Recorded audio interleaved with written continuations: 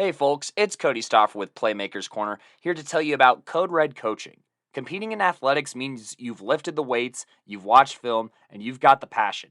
Problem is, that's what everyone else in the state has done. Perfect your game by honing in on your mental performance with Code Red coaching. Whether you are a team or an individual, Code Red coaching has the tools to create mentally solid habits and set up you or your team for success.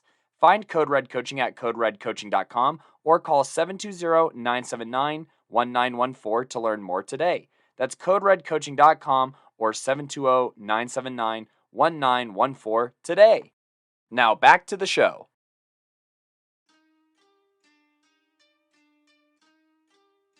What's good, y'all? Welcome back to the Playmakers Corner podcast. I'm one of your co-hosts for today, Simon Villanos, aka Coach V. And I'm the other one, Cody Stoffer. And we got a heck of an episode today. Ain't that right, Coach V?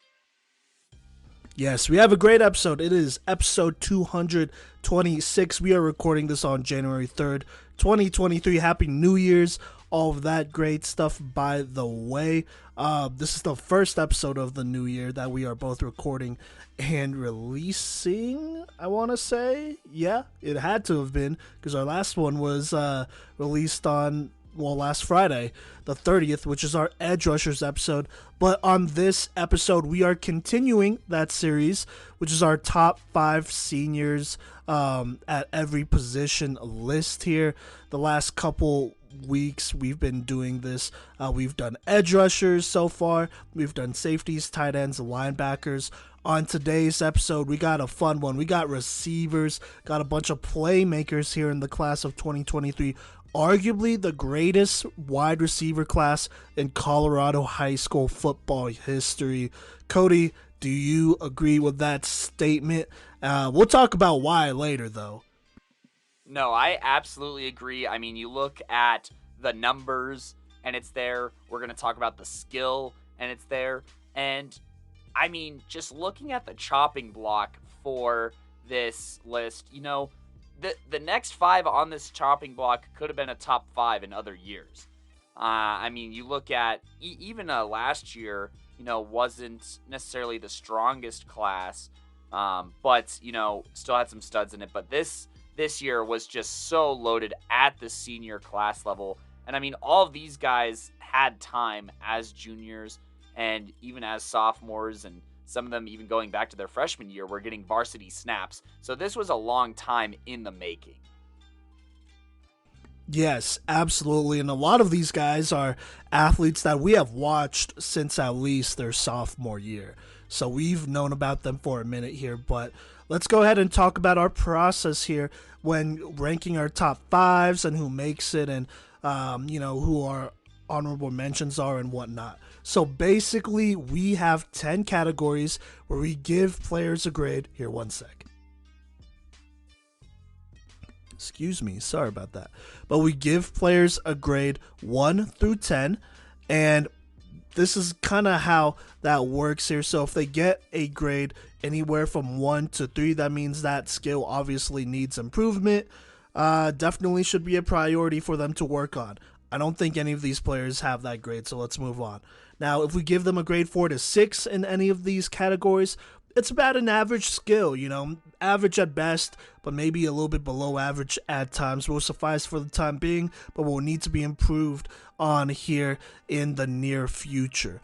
If we give them a grade anywhere from 7 to 8, that's about above average to good.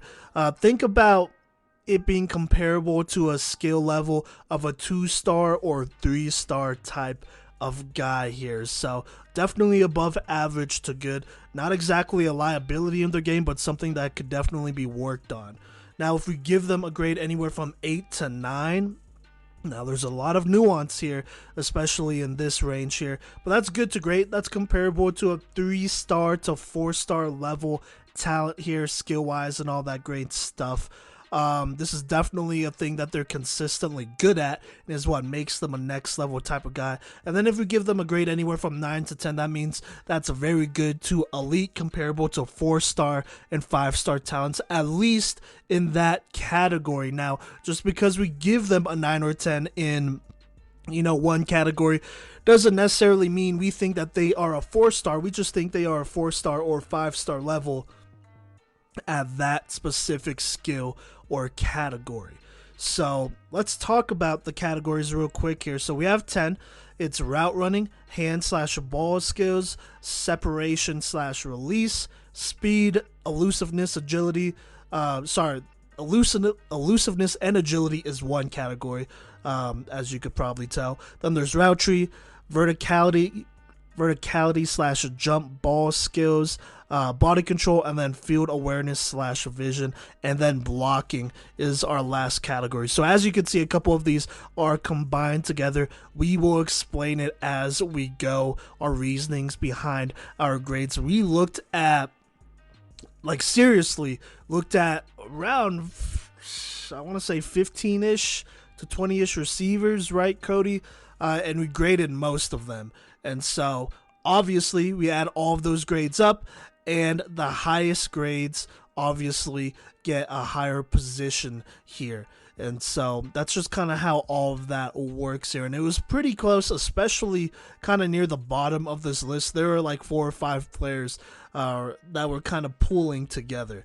So, yeah, there you go there. Kodey, is there anything I missed / anything you want to comment on before we hop into this thing? Yeah, I just want to reiterate, too, that, Coach V and I both go through these grades. We both have our individual grades of these prospects, and then the average is how we were able to separate, because, this is the closest between, 5 and 8, technically. There is less than 2 points of a difference. Less than 2 points of a difference from the 5th best senior receiver to the 8th best senior receiver, which is unheard of. And we didn't even do the averages for players past that. And I bet that number 9 is within 2 points potentially, and even number 10 is probably within 3 to 4 points. So this is a very, very tight race. Even up here at the top, the average is decided by less than a single point. So this nitty-gritty, getting into these decimal points, the 7.5s or the 8.6s, every play and every rep matters, I think, is something that not only us doing media work can talk about, and us looking at prospects and scouting, but I think that that's a good reflection on, guys who do get offers versus maybe guys who don't get offers, is, scouts will look and they will go down to the smallest category, and it's like, well, how much better does this guy do this specific thing? Or how many times do they, catch the ball, but maybe catch it with their chest, or, bobble it a little bit? And how does that impact, our final standings here? And, for Coach V and myself, every single play mattered, both in highlight reels as well as in person, where we were able to watch basically all these guys. Amongst the podcast, we watched all of these guys throughout the year, including the majority of the honorable mentions as well, which I think is worth noting, that we knew that this class was going to be talented, and we knew that we were going to have to see these guys IRL, and that it was going to have some major implications down the road, watching through game films and, seeing every little thing that they do, and keeping that in mind while watching through these highlight reels and coming up with these numbers. And, every single play matters when you're trying to play on the next level, and when you're getting scouted by us as well. So just remember that. Never take any plays off.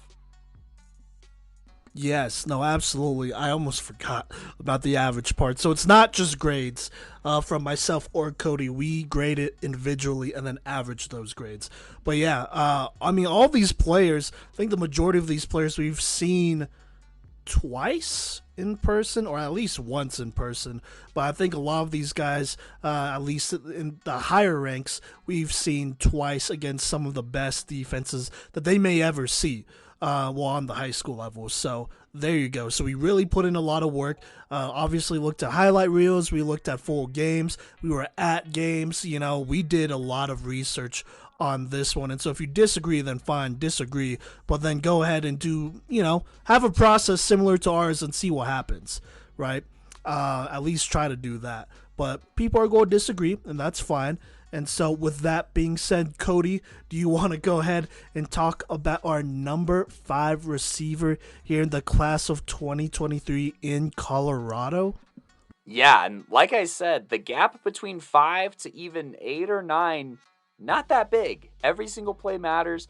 And, I actually got to see this guy a couple of times this year. He had a very solid season, and that is Erie's very own Caden Lettuce here, who is actually committed to Southern Utah. And so I'm going to run through these categories really quick here and then, talk about the specifics of it, the analysis of it, and, the highs and the lows. So, going from top to bottom here, route running, 6.7, hands slash ball skills, 7.7, separation slash release, 7.6, speed, 8.3, elusiveness slash agility, 8.4, route tree, 7.6, verticality slash jump ball, 8.5, body control, 8.8, field awareness slash vision, 8.6, and blocking, 7.8, for a nice solid 80 here. So my overall synopsis was Lettuce may be the most physical presence in this receiver class, who is incredibly hard to bring down and is a constant jump ball threat. He routinely makes stellar snags, but also has bobbled and caught with his body a couple more times than desired. He's quick off the line, but most importantly, improvises very well with his scrambler quarterback. And so, on that, I kind of touch on some of these things. We'll start with the strengths here. Look, body control is his highest, rated at an 8.8.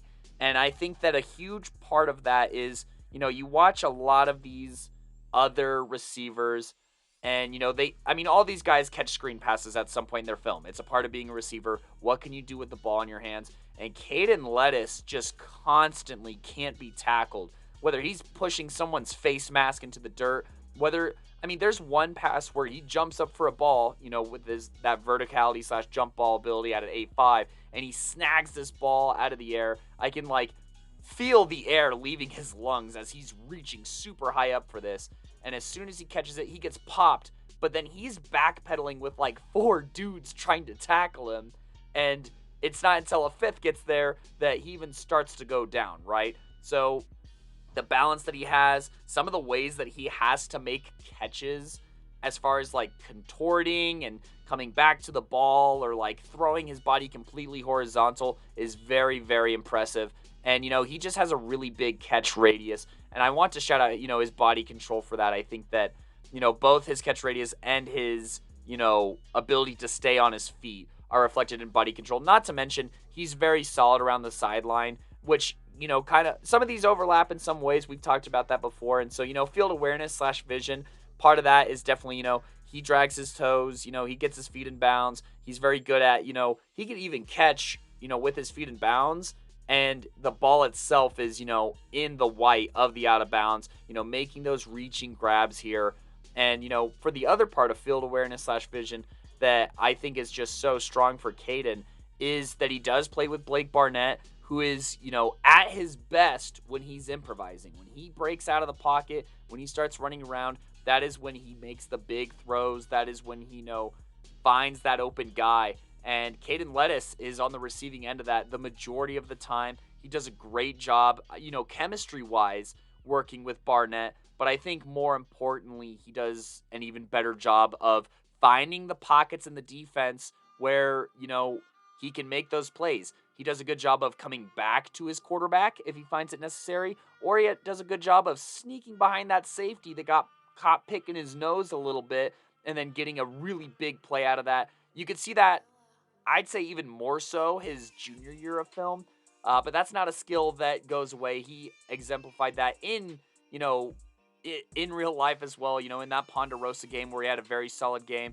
And, where that body control came into mind where he shed 5 tackles to score a touchdown in what was ultimately a huge momentum swinger for, Erie to advance past that round and, pull off the upset. So Caden Lettuce, just very dangerous, physical, offensive weapon here.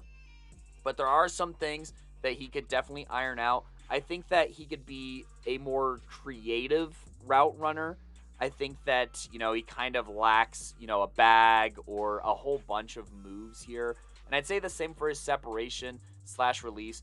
Separation slash release, it involves obviously getting off the line, How do you handle, press? I'm not worried about him in press. Obviously this is still a 7.6. That is, comparable to a 2-star level talent, but he doesn't really have like a whole lot of head shakes. He doesn't have like a huge stutter. He doesn't have big sweeping side steps. You see some of them on like slants in the goal line, but I think that, that's probably the easiest time to throw that in there because you don't have that far to go. I look more at what are they doing to create separation on these in routes? Are they selling vertical really hard? And then can they break and get flat and get horizontal? Or on these hitch routes, is the defender still running 5 yards past them by the time they break down and turn around? So I think that, just being able to get in and out of those breaks a little bit crisper would improve that separation category, would improve that route running category, and, just elevate his game as a player. And then, something that I think is outside of his control is his route tree was not as extensive as I'd hoped. It's actually the quote lowest here in the top 5 out of 7.6. I mean, he does run a handful of routes, but the routes don't get to be completed the way that they need to be, I think is a fair way to say that. And I also think that, there's just some throws, like, you don't get to see a lot of corner routes out of Caden Lettuce. You don't get to see a lot of post corner routes out of Caden Lettuce. And I think that may be from some limitations of others, more so than himself. But either way, I definitely think that as a route runner is probably where he has the most room to grow. Granted, these are still solid scores, but it's probably where he can clean up, polish up, get a little bit more creative, and improve. But other than that, I mean, obviously had a lot of good to say. Blocking-wise, he does a good job of, keeping his chest over his knees, staying square, driving on his blocks, finishing his blocks. Elusiveness / agility, he has some pretty monster jukes in his film. Speed-wise, he's plenty fast and he's got long strides.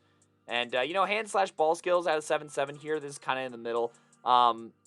Look, there are some plays where it's like, oh my gosh, this guy has the strongest hands in the state. But there are also some plays, he knows which one I'm talking about here, that Broomfield game, where I'm like, why are you bobbling this in the first place? And he knew that, so, that happens not super often, but the fact that it happens is worth noting. And then sometimes he just lets the ball come in a little too close to his body for my comfort. So, get those hands out there and, catch the ball the first go around and save yourselves the heart attack. But regardless, Southern Utah is getting a good one here. Wouldn't you agree, Simon? / what do your grades look like here? Yeah, no, I would definitely agree. I think they are getting an absolute steal with Caden Lettuce. They're getting a real quality receiver. So let me just go down the line, talk about my grades here. So route running, gave him an 8. Hands ball skills actually gave him an 8.7. I'll talk about that later though. Separation / release, 8.4. Speed, 8.7.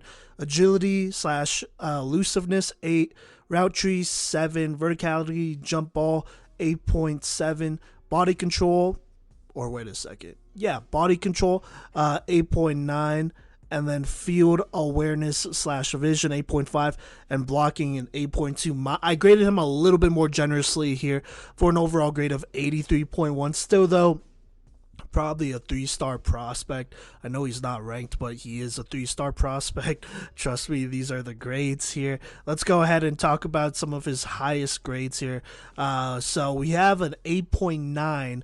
I gave that to his body control, and I think that's definitely one of his strongest skills here as a receiver, one of his strongest attributes as a receiver. I mean, look, not every football thrown to him is put exactly in the right place or is on time, and so there are a couple of times where he definitely has to adjust to the football. a bit, and he does an excellent job doing that. You see his body control on full display when he has to stop on a dime and adjust to a football, or do what he has to do to catch a football. That's definitely something that makes him a special wide receiver out here.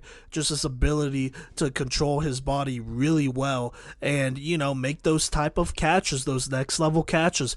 On top of that, after the catch, I would say he's probably a little bit more of a possession receiver if I had to label him what kind of receiver he is. I think he's a possession type of guy, and his body control really plays a role in that too because, he can be pretty elusive and, make guys miss and get first downs and move the chains, and so that's where all that comes in. The other thing that I really like about him with an 8.7 rating is his hands and ball skills. Look, I know there are times where he does bobble it. That's why this rating is not higher and whatnot, but I think at his best he can make some excellent grabs here and is pretty reliable most of the time, I would say. And so I think at his peak, his ball skills are really freaking good. But you gotta get consistent at it. That's why this grade is not a little bit higher.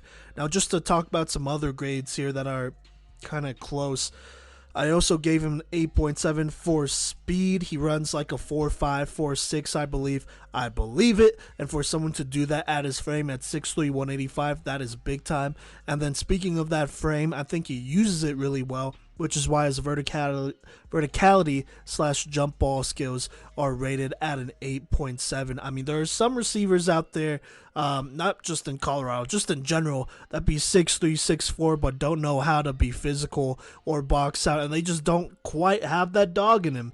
But Caden Lettuce, he does have, he has all those attributes, and he does a really good job of using his frame, boxing out dudes, going up and getting the ball, not making it harder on the quarterback and whatnot, still getting good leverage and fighting for that leverage. And so that's something I really like about Caden Lettuce. He's a big physical receiver here at 6'3", 185, pretty filled out too at that 185 frame here.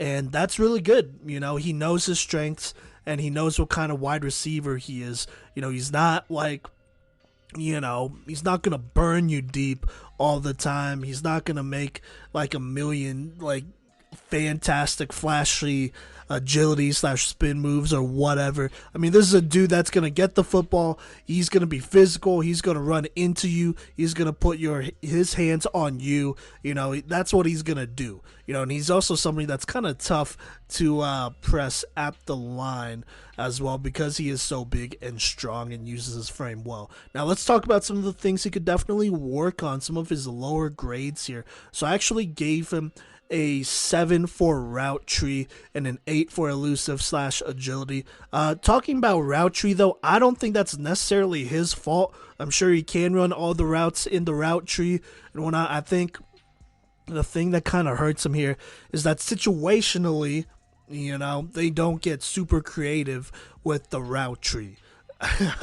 When it comes to Caden Lettuce, a lot of the time, he's running routes that are kind of very long developing plays, deep plays slash mid level type of plays, and so that's kind of where his range is.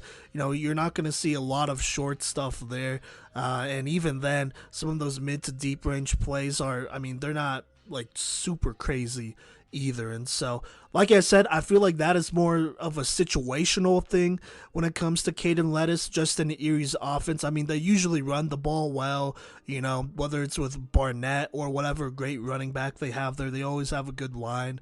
And so there's not a lot of opportunities for him to run a crazy route tree here. And then even some of the short routes he runs, you have screens, you have some slants, but that's pretty much it. And so I don't really blame it on him, but also you just don't see a lot of it, and so that's kind of why that grade is lower here. Then we have elusiveness and agility at an 8. I also gave his route running an 8. I think his route running could probably be a little bit more crisp, just a little bit more crisp and whatnot, a little bit more, I guess, how should I say this? just more detail oriented. I think there are some routes he's running that are definitely rounded out and not as good as they probably could be, and so that's definitely something you could continue to work on. And then talking about elusiveness, agility, I think this is probably capped. I don't know how much more agile and elusive he can get here. I mean, if he works on his footwork, speed, and agility and all that great stuff, you could definitely open it up and, improve on that as you should. But playing on the next level, I don't know how much more this could really be improved on here. Like I said, I don't think this is really part of his game either. I think he's a big, strong receiver, and he has to go with that. Even if you have to sacrifice a little bit of your elusiveness and agility, doesn't matter if you could just run over somebody and get the yards you need. Yards are yards. So yeah, but Kodey, what do you think about my evaluation here and all of that great stuff? I mean, we see eye to eye on a lot of it, and obviously, the verticality and jump ball ability is something that really does pop. But, the route tree is something that is more out of his control. But look, at the end of the day, we both agree that body control is his best asset. And, I think that's why he's looked at as such an investment and such a high upside player for Southern Utah, where I think having talked to him and, his pops and whatnot, and, his pops said that he was, pretty hands off with Caden's, decision making. And so Caden really likes the fit with Southern Utah, and I think that it's going to be a great match for both Southern Utah as well as Caden Lettuce. And Caden, he'll get a chance to show off his stuff, and I think that'll also be developed really, really well over there to address some of the things that he doesn't get to address as much. And route tree is going to be something that's going to be really easy to focus on and improve on out there in Utah. Yeah, absolutely agreed. I think Southern Utah is getting an absolute stud. I mean, when you think about big-bodied receivers and, I don't know here. Let me think of like an actual example here, not just saying that. Like if you think of a Michael Thomas type, right, and all those type of guys, those guys around 6'3", over 200 pounds. I mean, coming out of high school, that's not always the case. And so Caden, he's going to be able to go over to Southern Utah, put on some weight, while maintaining that athleticism, polish some things off. But this is definitely a guy who could contribute pretty quickly here. By the way, also a pretty good blocker. I know I didn't really talk about it too much, but as a blocker, I think he's one of the more solid blocking wide receivers on this list and in the entire state, to be honest with you. He uses his frame really well. I can't stress that enough. He definitely plays up to his frame and a little bit more too. And that's what I really like about his game personally. As somebody that's not 6'3", that's what I love to see. So there you go there. But Cody, is there anything else you want to talk about here when it comes to Caden Lettuce and his game? Not particularly. I think it's just, it was the Ponderosa game went a really, really far way for me, because I'm telling you, like, look, part of being a great player is making plays when it matters. And Caden did exactly that in what was such a crazy back and forth game. And, his big play, in the third quarter was a part of a 28-point quarter that inevitably led to Erie winning this game here. And he did the most to get that touchdown and, to show out here for the Tigers on the road nonetheless. And so I think that, and then after that, it became very evident how focused they were on trying to bottle up Caden as a receiving threat. So I think that really had a high impact as far as in-game witnessing for, in-game notes taking into account for this positional ranking list. And he's talking about the playoff game against Ponderosa, not the first time around. Yeah, the playoff game. Yeah. Thank you for pointing that out. Here in this 2022 season as well. So, Yeah, there you go. And yeah, I mean, he was a big part of that. Also made some plays against Broomfield a second time around. I know, well, I watched him in that first Broomfield game, and that wasn't really a game that was his fault, in my opinion. That is just me. I'm not going to point any fingers, though. And, you know, he did what he could, but it is what it is. Now, in the second Broomfield game, I know I did see a couple plays where, you know, he scored and got his and did his thing there, which is good because that ended up being a classic as well and contributed to that game being as close as it was. I mean, he left it all on the line.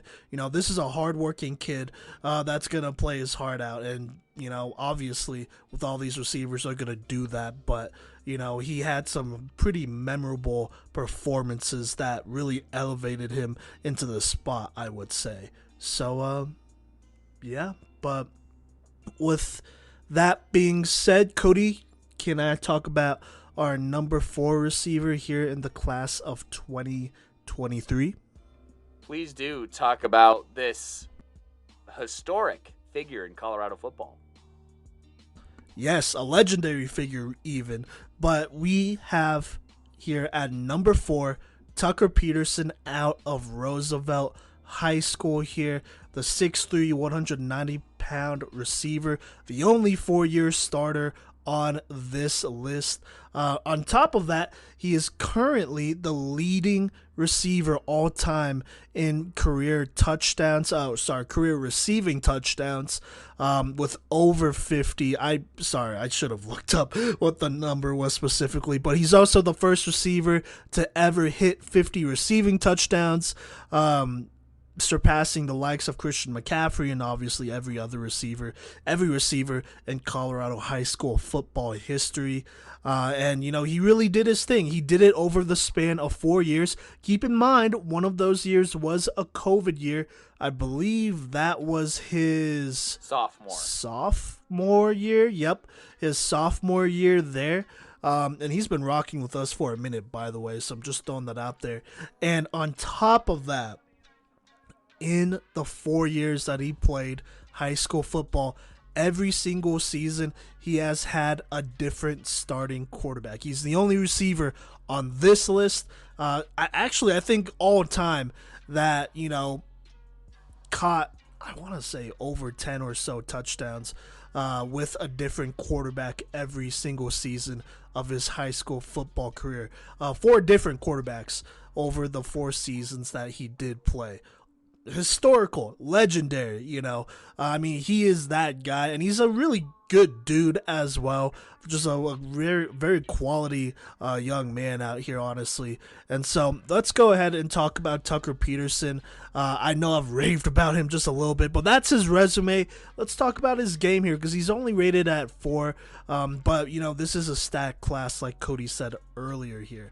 So just going down the line with these grades, gave him an 8.2 for route running, hands ball skills 9, separation release gave him an 8, speed 8.4, elusiveness / agility 8, route tree 7.5, verticality and jump ball 9.2, body control 8.8, field awareness / vision 8.7, and blocking we gave him a whopping 8.5. He is the strongest blocker out of all the receivers on this list by far.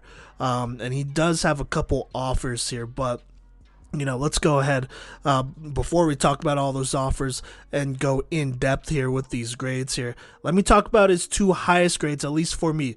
I gave him a 9.2 for verticality and jump ball, and then a 9 for hands and ball skills here. Look, his hands are probably the most reliable in the entire state here. I mean, he catches pretty much everything. I don't think I've ever been to a game where he has dropped a pass. I don't believe so. At least one that has been thrown his way. Yeah, I mean, he's extremely reliable there.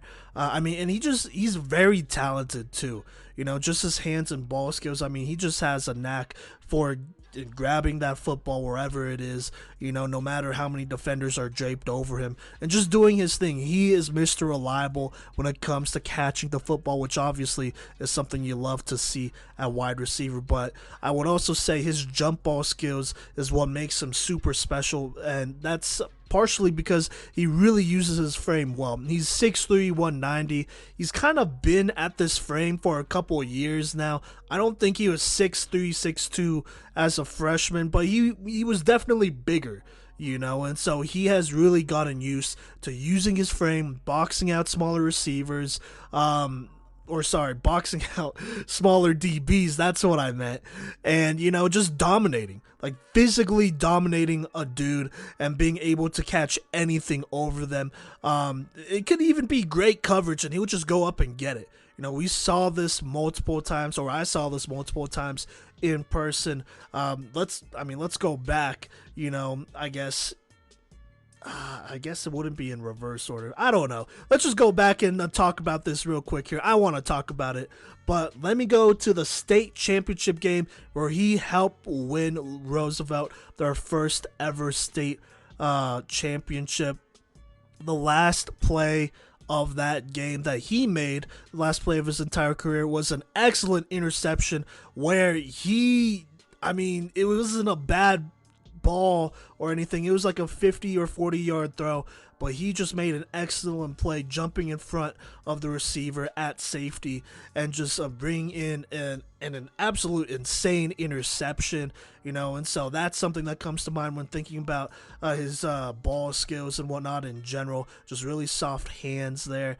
Then going back even more here in this season against Northridge, there's an excellent deep ball play where he was basically, I want to say he was in one-on-one, but the safety came over. He got great leverage, and he just went up and snagged a beautiful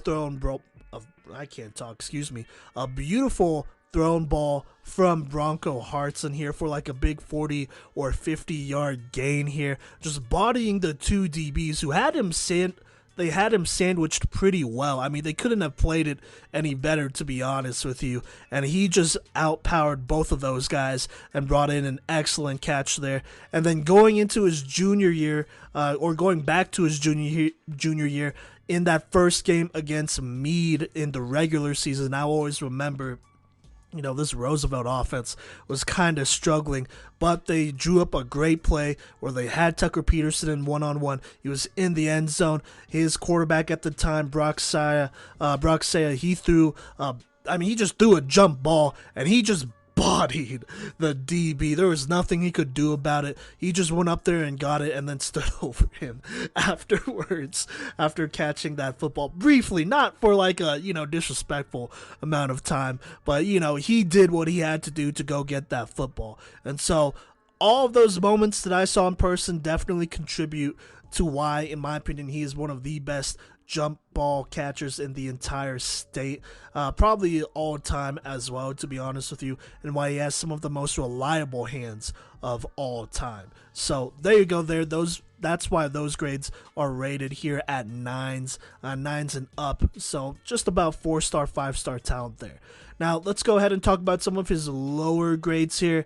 Route Tree gave him a 7.5. It could be more, it could be more complicated. I don't think they ran a bunch of complicated stuff. I think a lot of it was just situationally, Roosevelt didn't really ask him to run a bunch of complicated routes like Erie. Roosevelt runs the football really well with whatever quarterback they have, with whatever running back they have. They do a really good job at that, and so that wasn't really his job to run a crazy amount of routes. I mean, he was the jump ball, deep ball type of guy there. So I'm not really going to hold him to it, but it's just something that doesn't really show up a ton on his film, and there's almost 4 years of film there, so it is what it is. Now, separation and release, and then elusiveness, agility, both at an 8. I mean, it's not bad by any means, obviously. He's still an 8. I think he's still at a low 3-star talent with all these things. I think elusiveness and agility, he's kind of a bigger wide receiver. He's not going to, make a ton of dudes miss in a row, I would say. He could make a guy or two miss, but I don't think he can make a ton of people miss.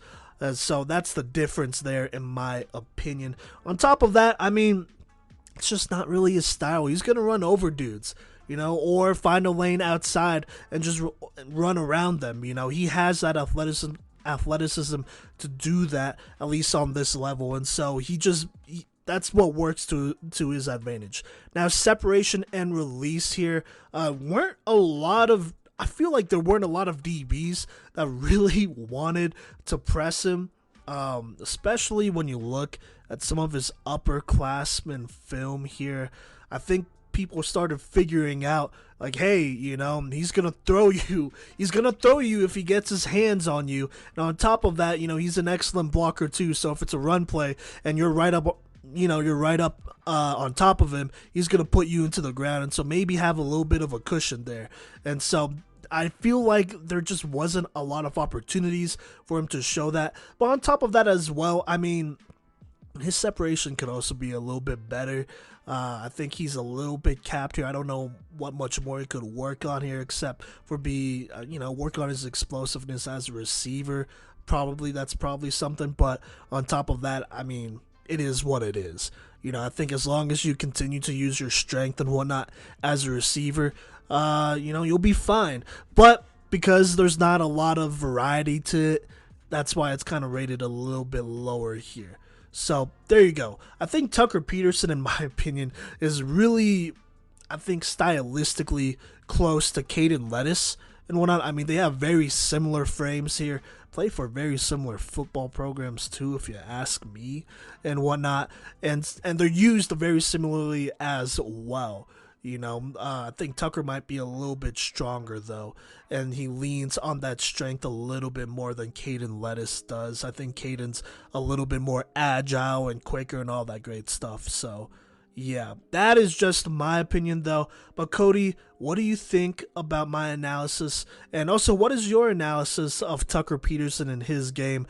I mean, this is one of the greatest receivers of all time, if not the greatest Colorado high school football receiver of all time. Well, at the bare minimum, for the time being, catching the football wise, he is the scoringest wide receiver in Colorado football history. I think that grand total is 51 at the end of this past season. And yeah, not only did he eclipse 50, but he got past 50 as well. Not only did he match 50, I should say, but he passed 50. And in a COVID-shortened year. And that was the very first year that I ever watched his film. Shout out to, requests and, bringing our eyes towards Tucker Peterson when I did his breakdown after that pandemic year. And I was like, wow, this guy is really good at jump balls, and I had no idea he was going to get that much better at them. I think one of the things that I even talked about was improving the timing on him, and boy, does he time his jumps so well, and is he just, like the jump ball threat in the state of Colorado. I gave his verticality / jump ball a 9, and the only category that eclipsed it was hands / ball skills. Look, when you are responsible for over 50 touchdowns, yeah, you're pretty good at catching the football. And the crazy thing is, over the course of his career, he didn't even get to 150 receptions. So that basically means every 3 catches, this dude was catching a touchdown, which, oh my God. With 4 different quarterbacks. With 4 different quarterbacks. Basically, every 3rd time he caught the football, it was a touchdown. So that's just, oh my gosh. And the crazy thing to think here too is, watching through his film, he was asked to do way more on defense this past season, his senior season, where, he shaped into a really solid safety. By the way, just going to throw that out there, that he really held it down on that Rough Rider defense and made a lot of plays, especially as somebody who can just, bait quarterbacks and then catch anything within his radius that is quite large as far as catchable footballs go. And, even despite all that, he was still able to produce at a historic rate. He was still an absolute mismatch. And, I mean, his hands, he's like Spider-Man, dude, with how well he can jump up, contort his body, moss people, catch passes behind him. They're just really sticky. And, very consistent, very reliable. And, he has bailed out, he's bailed out quarterbacks his entire career with that frame, with that leap, and with that physicality. And so I think that I completely agree with Simon on all of those fronts. As far as having very reliable hands and very very solid verticality slash jump ball. Those were Coach V's two highest categories, and they're my two highest categories. So as far as that question that you asked, how do I relate to your grading here? It's so far the same here. And continuing on that, body control you also have rated really high, and body control is my third highest rated here at an 8.9. He can contort, he can get. I mean, there's one play where he caught a fade route in the back corner of the end zone, and I mean his entire body is out of bounds, but he just taps, just that right foot, and boom, there you go. That's one of 51 touchdowns. So, he's great by the boundary. He's great at, staying up as well. He is incredibly hard to bring down. And I mean, there's cornerbacks that have literally bounced off of Tucker without him lowering a shoulder. And there are corners who bounced off of him when he did lower his shoulder. So he's just a bruising force at the pass catching position. And that physicality is reflected. This isn't one of his best categories. Well, this isn't in his top 3 categories, I should say. But he is the best blocker on this list at an 8.7. He's somebody who live I've witnessed, line up at fullback and tight end when he's asked to block. And that makes him even more dangerous. And then he runs routes from that tight end position, and he scores touchdowns that way as well. So he has versatility. He reads the field very well. And, his field awareness slash vision I have rated at an 8.8, very, very high, partially in due to that reason that he's able to see it from a variety of angles. He's done his job, as far as returning and whatnot. I mean, over the course of his career, he has, probably close to 1,000 return yards, I want to say. And, by the time he was in his senior year, this guy never left the field because he was punting the ball. He was kicking the ball on kickoffs. And, he's somebody who, as a junior, had, he was our 3A MVP for the 2021 season. Sorry, we're just in 2023, so I'm still trying to adjust. But he was our 3A MVP because he scored 21 touchdowns by returning interceptions, by returning punts, by returning kickoffs, by rushing for touchdowns, by catching touchdowns. And so, being just like such a versatile threat in that way is, I think that allows you to see the field just very, very differently than most football players will ever see a field. And I think that's something very important to note for Peterson's historic case as one of the best players in, not only as a receiver, but in Colorado football history. But talking about him as a prospect, he is overlooked, but there are some areas of improvement here. His separation slash release is his lowest category for me. I was pretty harsh on him here because I was being pretty nitpicky in some of these categories here, and I gave him a 7. And it's great. And Coach V even said it. He plays to his strengths, right? So he doesn't mind doing jump ball situations. But not every go route has to be a struggle is kind of, my opinion on this.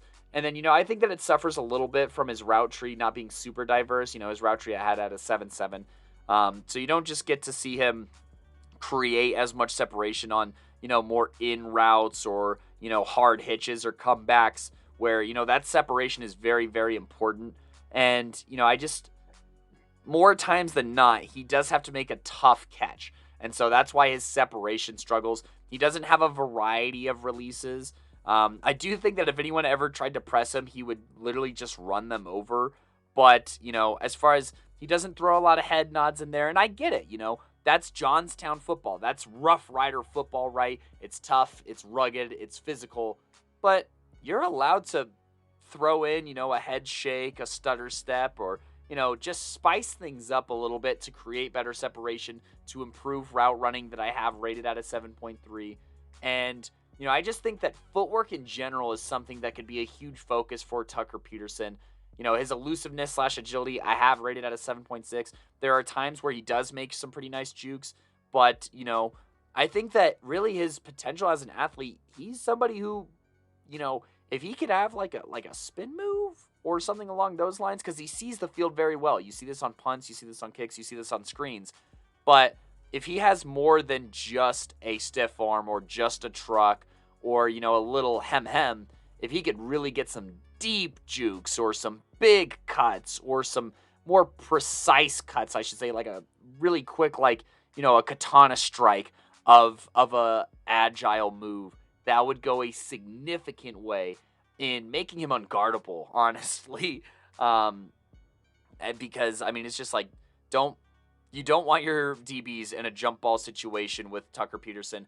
I don't care if you're bracketing him, and his quarterbacks don't either, because he's caught in double coverage. He's caught in triple coverage. I've seen it. He's caught in triple coverage, just being blanketed. People are literally pulling him down, but he's just so powerful in the legs and verticality-wise, he can still make that catch. But it'd be nicer if he didn't have to make that struggle all the time. And so, looking through all my categories here, 7-3 route running, 9.1 handball skills, 7 in separation/release, 8 speed, 7-6 elusiveness, 7-7 route tree.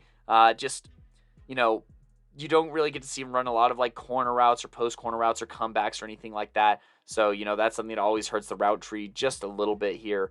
Continuing on, 9 in verticality, 8.9 in body control, 8.8 in field awareness/vision, and 8.7 in blocking. And overall, you have an 82.1 from myself, and you combine that with Coach V's 84.3, and you have Tucker Peterson, the prospect, at an 83.2 overall grade. Coach V, we had a lot of the same points to agree on, and, at the end of the day, our grades remain fairly consistent here.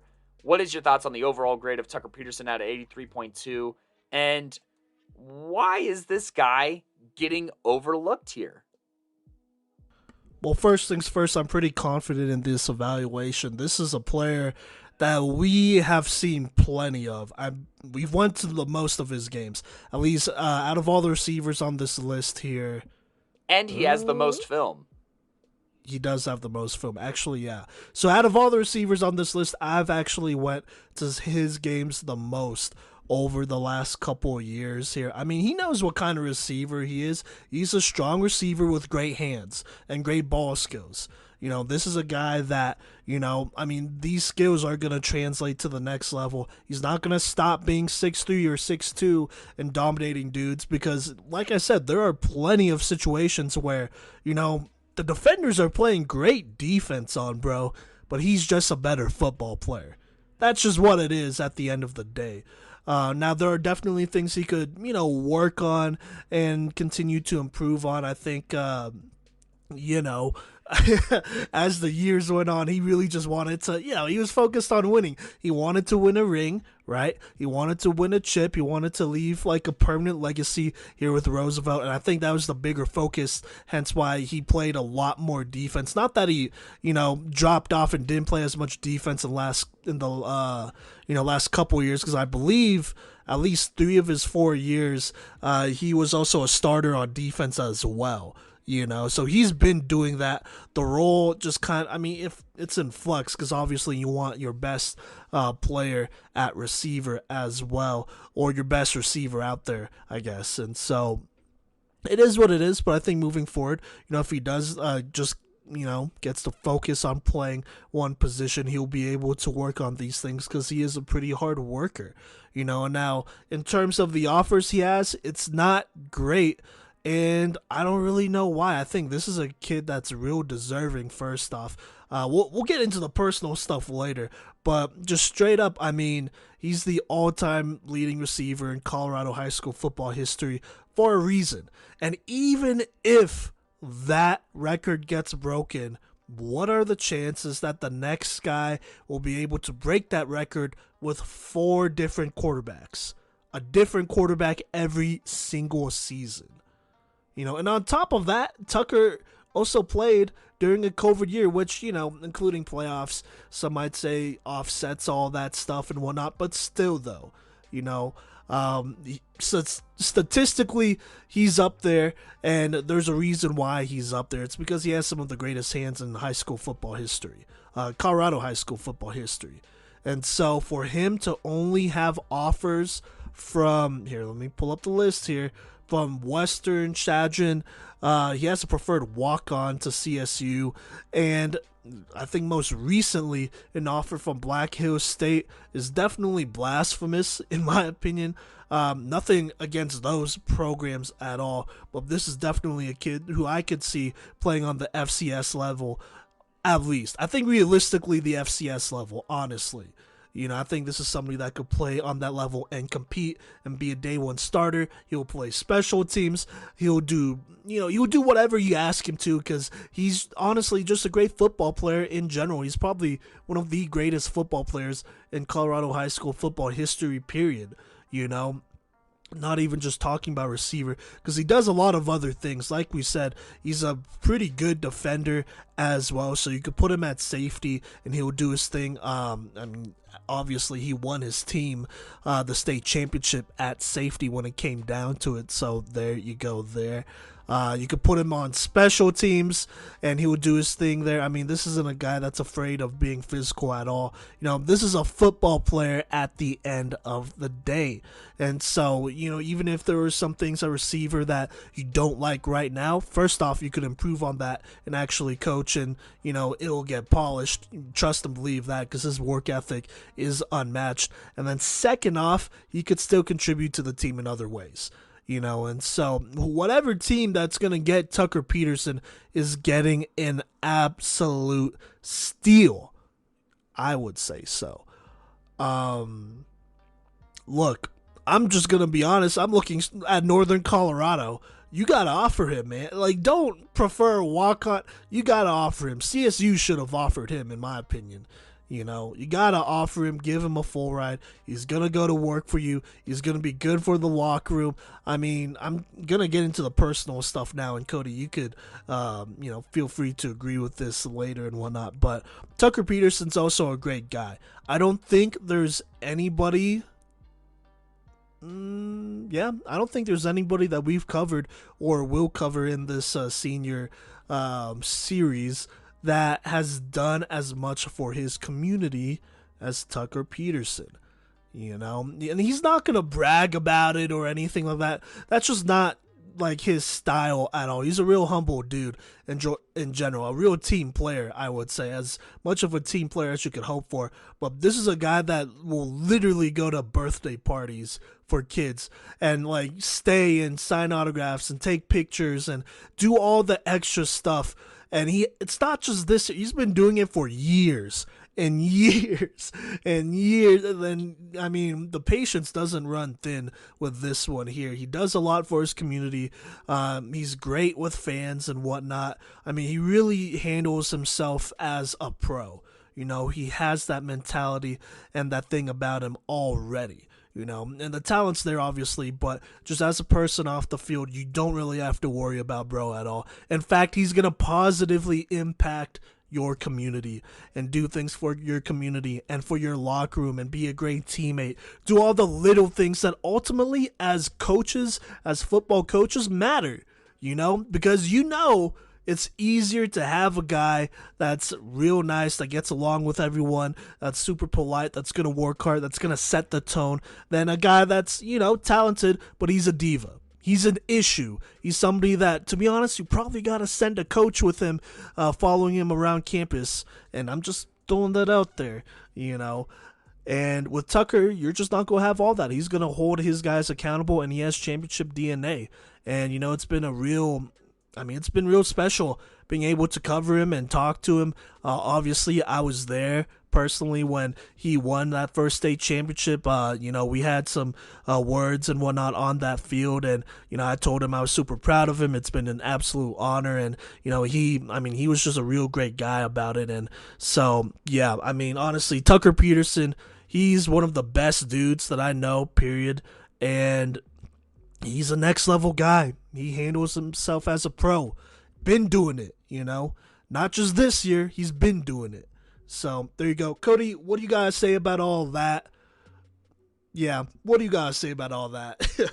You got me tearing up in the studio here a little bit, man, because, he's always been a great guy, but he has really come a long way from that sophomore that I evaluated and from that young man that I met. I met Tucker Peterson during his junior year in the game against Fort Morgan in Fort Morgan, which he delivered in that game. And for those who are on the outside and don't know the lore, or you're too good to pay attention to 3A football. Fort Morgan and Roosevelt is one of the biggest rivalries in the state of Colorado, and at this time, Fort Morgan, during their state championship year, had a loaded roster with great talent, spearheaded by Frank Ortega and Briggs Wheatley, and this was as good as football gets. I mean, a 14-7 just absolute boxing match here, and getting to meet Tucker Peterson and him being like, that feedback really helped me, and his dad was excited. He was like, "Oh my gosh, like you really broke down like Tucker's film," and they were so surprised, and that meant a lot to me. And so to see Tucker's journey and to see him grow as a player and as a guy, as a man, and everything that he got to accomplish, I was really, really happy. Obviously, sad that I couldn't see him put the rose petal on that state championship and whatnot, but lived vicariously through Coach V. The V in Coach V stands for vicariously. No, I'm just playing. But Tucker, he's a folk hero. He is a Johnstown folk hero, and his legacy goes so beyond the gridiron. And he's a good student, and it's appalling. Like, CSU needs to quit messing around, in my opinion, and change that PWO to an offer.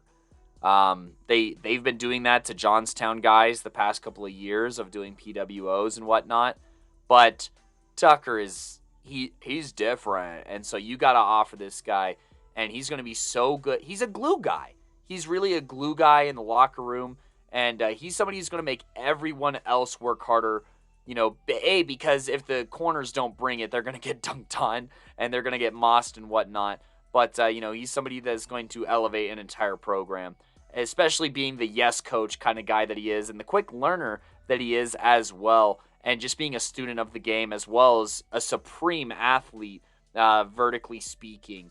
He's done a lot for this Roosevelt program, brought them their first state title, was a part of that, and a part of the growth to get there. And so, Tucker, he's number 4 here on this top 5 wide receiver list of the senior class, but number 1 in our hearts, really, really.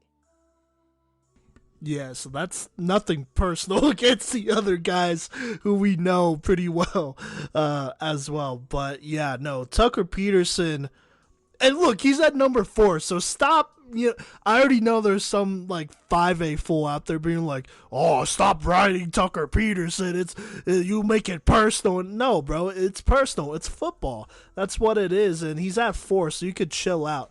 And so we'll talk about him a little bit more here, to be honest with you, because here's the thing: Tucker Peterson, in all the years that we have covered Colorado high school football, which, I guess it's technically only 2 years up until this point, because I don't count the COVID year, not really, because we weren't able to go to games in person, but in the last couple of years that we've been able to cover Colorado high school football, and probably even moving forward, Tucker Peterson has had the most clutch plays. He has the most, I guess, tide-turning plays, emotional plays. It's memorable when you go watch Roosevelt and this Tucker Peterson led team, Tucker Peterson era team. There was always a special moment that happened when you needed a play, when you needed someone to close, when you needed a touchdown, when you needed a first down, when you needed whatever. You knew you could rely on Tucker Peterson. He was the Michael Jordan, Kobe Bryant, LeBron, all of it put in one for this squad. And honestly, in Colorado high school football history, when it comes down to it, he was probably one of the most clutch players of all time. Looking back at now, I'm sure people are going to be like, it's blasphemous or whatever. Fine, let it be blasphemous, but show me the records of those games. Show me people who covered those games and, got to witness other players consistently being clutch. We talked about all the moments where he came through for his team here on this segment. And I think that really shows what kind of player he is. He's a clutch football player that's going to come through when you need it. And we are probably gonna do this someday, but we'll probably have a Playmakers Corner Hall of Fame, and Tucker Peterson will be first ballot. Simple as that, right, Kodey? Yeah, no, I think he's right up there. You think of the other guy that we talked about or floated this Hall of Fame idea out there for was Ty, and you look at the similarities of both these players being ballers on the field, leading their teams to great success, having tons of playing time, but also being community stalwarts and being role models. And I think that's really important because Playmaker is an on and off the field kind of thing. And look, if you have off field issues, it's going to be harder to recruit you. It really is. Like, I don't have to worry about Ty or Tucker showing up to their classes, showing up to practice. Like, I don't have to worry about that as recruiters. So I think that's something to keep in mind when recruiting Tucker Peterson. And we gotta get people on the phone for this guy because he really is next level. Yes, and he wouldn't like. The thing about him is that he's a real humble dude. Like, whenever we talk to him, and it's not an act, because I feel like we've talked to him enough where we could probably tell if it was an act. And on top of that, other people, including his coaches and people in the community, tell us it's not an act. But I really feel like he would not say a lot of the things that we're saying about him to other people and really brag on his success like that, because he's a humble guy. He's a team player, and the team's always going to come first. He's going to do what needs to be done for the team. Don't ever forget that. And I think, college has got to realize that this is definitely a diamond in the rough here. Not really even in the rough. He's just not getting the looks that he deserves right now. But I guarantee you, once he steps on that football field, once he steps into that locker room, he's going to be a game changer for sure. So, yeah, I think that's enough about Tucker Peterson. Don't you agree, Kodey? Sure. I mean, unless you have something to add on. No. But go ahead and add it on, and then we could get to our number 3 receiver here. Yeah, no. We've said plenty. If you don't get the message by this point, you got bricks for brains. So, or just aren't listening. But I think that it is fair for us to transition to our number 3 guy here out of Fossil Ridge High School, Trek Keyworth, one of the most precise route runners, if not the most precise route runner in this class. Let's go ahead and talk about him here. So, Trek Keyworth, he is, at least in my grades here, the most creative route runner on this list. He has a plethora of releases, head nods, stutters, and an extensive route tree that allows him to be one of the most reliable targets in the state. He's incredibly smart, and he's able to make some contested catches, and he's also very cognizant of the field. So let's talk about it here. Look, starting off, we're gonna talk about his best category here: route running, 9.1, hands/ball skills, 8.4. Separation/release, 8.9, the highest on this list. Then continuing on, speed, 8.1, elusiveness/agility, 6.6, route tree, 8.8, verticality/jump ball, 7.9, body control, 8.3, field awareness/vision, 8.6, and blocking, 7.5. So, Trek Keyworth here, he's somebody who was, we were keeping an eye on him from last season here. As a junior, he obviously saw some solid time, and he improved in every single category: receptions, yards, and touchdowns. And that's with his starting quarterback missing a pretty decent amount of time this regular season here. And so what allowed him to be effective, right? What allowed him to increase all these numbers and to be our number 3 receiver here? Well, look, route running wise, I literally did not see a single other receiver have as, much footwork going for him. He was able to flip defenders' hips. He had them spinning around because they were so lost. I mean, I haven't seen a route runner quite to this degree since Chase Penry probably. And even then, I think that Trek was doing a little bit more because, his head nods, whether he was selling out to in or in to out, constantly got people, or, he was really good at speeding up, taking like a slow motion kind of step and pop and explode out of that for, his verticality. And the crazy thing to me is that despite running, I mean, don't get me wrong, his route tree is very extensive, and I'll get into that in a second. But I think a great testament to his route running and his separation / release is no two go routes looked the same. No two post routes looked the same. There's something, seemingly minuscule that he's doing differently from time to time, and that is buying him these big chunks of yards. That is buying him these receptions. That is buying him, this impact in the game that he had. And, I look at his releases. He was able to get off of press in a variety of ways, and yeah, just the amount of ways that he was able to get open was spectacular. Nothing short of spectacular. Then you go into his route tree. No one runs a post corner the way that Trek Keyworth does, mainly because a lot of receivers don't run a post corner. It's hard enough to find corner routes out of receivers. Granted, this class was a little bit different, but I mean, in past classes, this guy has literally done everything. He has an out route, but he also has a speed out. He has a deep comeback. He has a back shoulder. He has a fade route. He has a curl. He has a hitch. He has an in. He has it all. And, especially spot routes, too. He was really proficient at running those and finding the open spots of the field, selling other routes, and then transitioning into those, the routes that he's actually running was a huge reason why his separation / release is the highest here. Very rarely was a defender within a single yard of Trek when he made a catch. And I think that's just a huge testament to his route running and his capabilities there. Now, looking at some other things, field awareness / vision.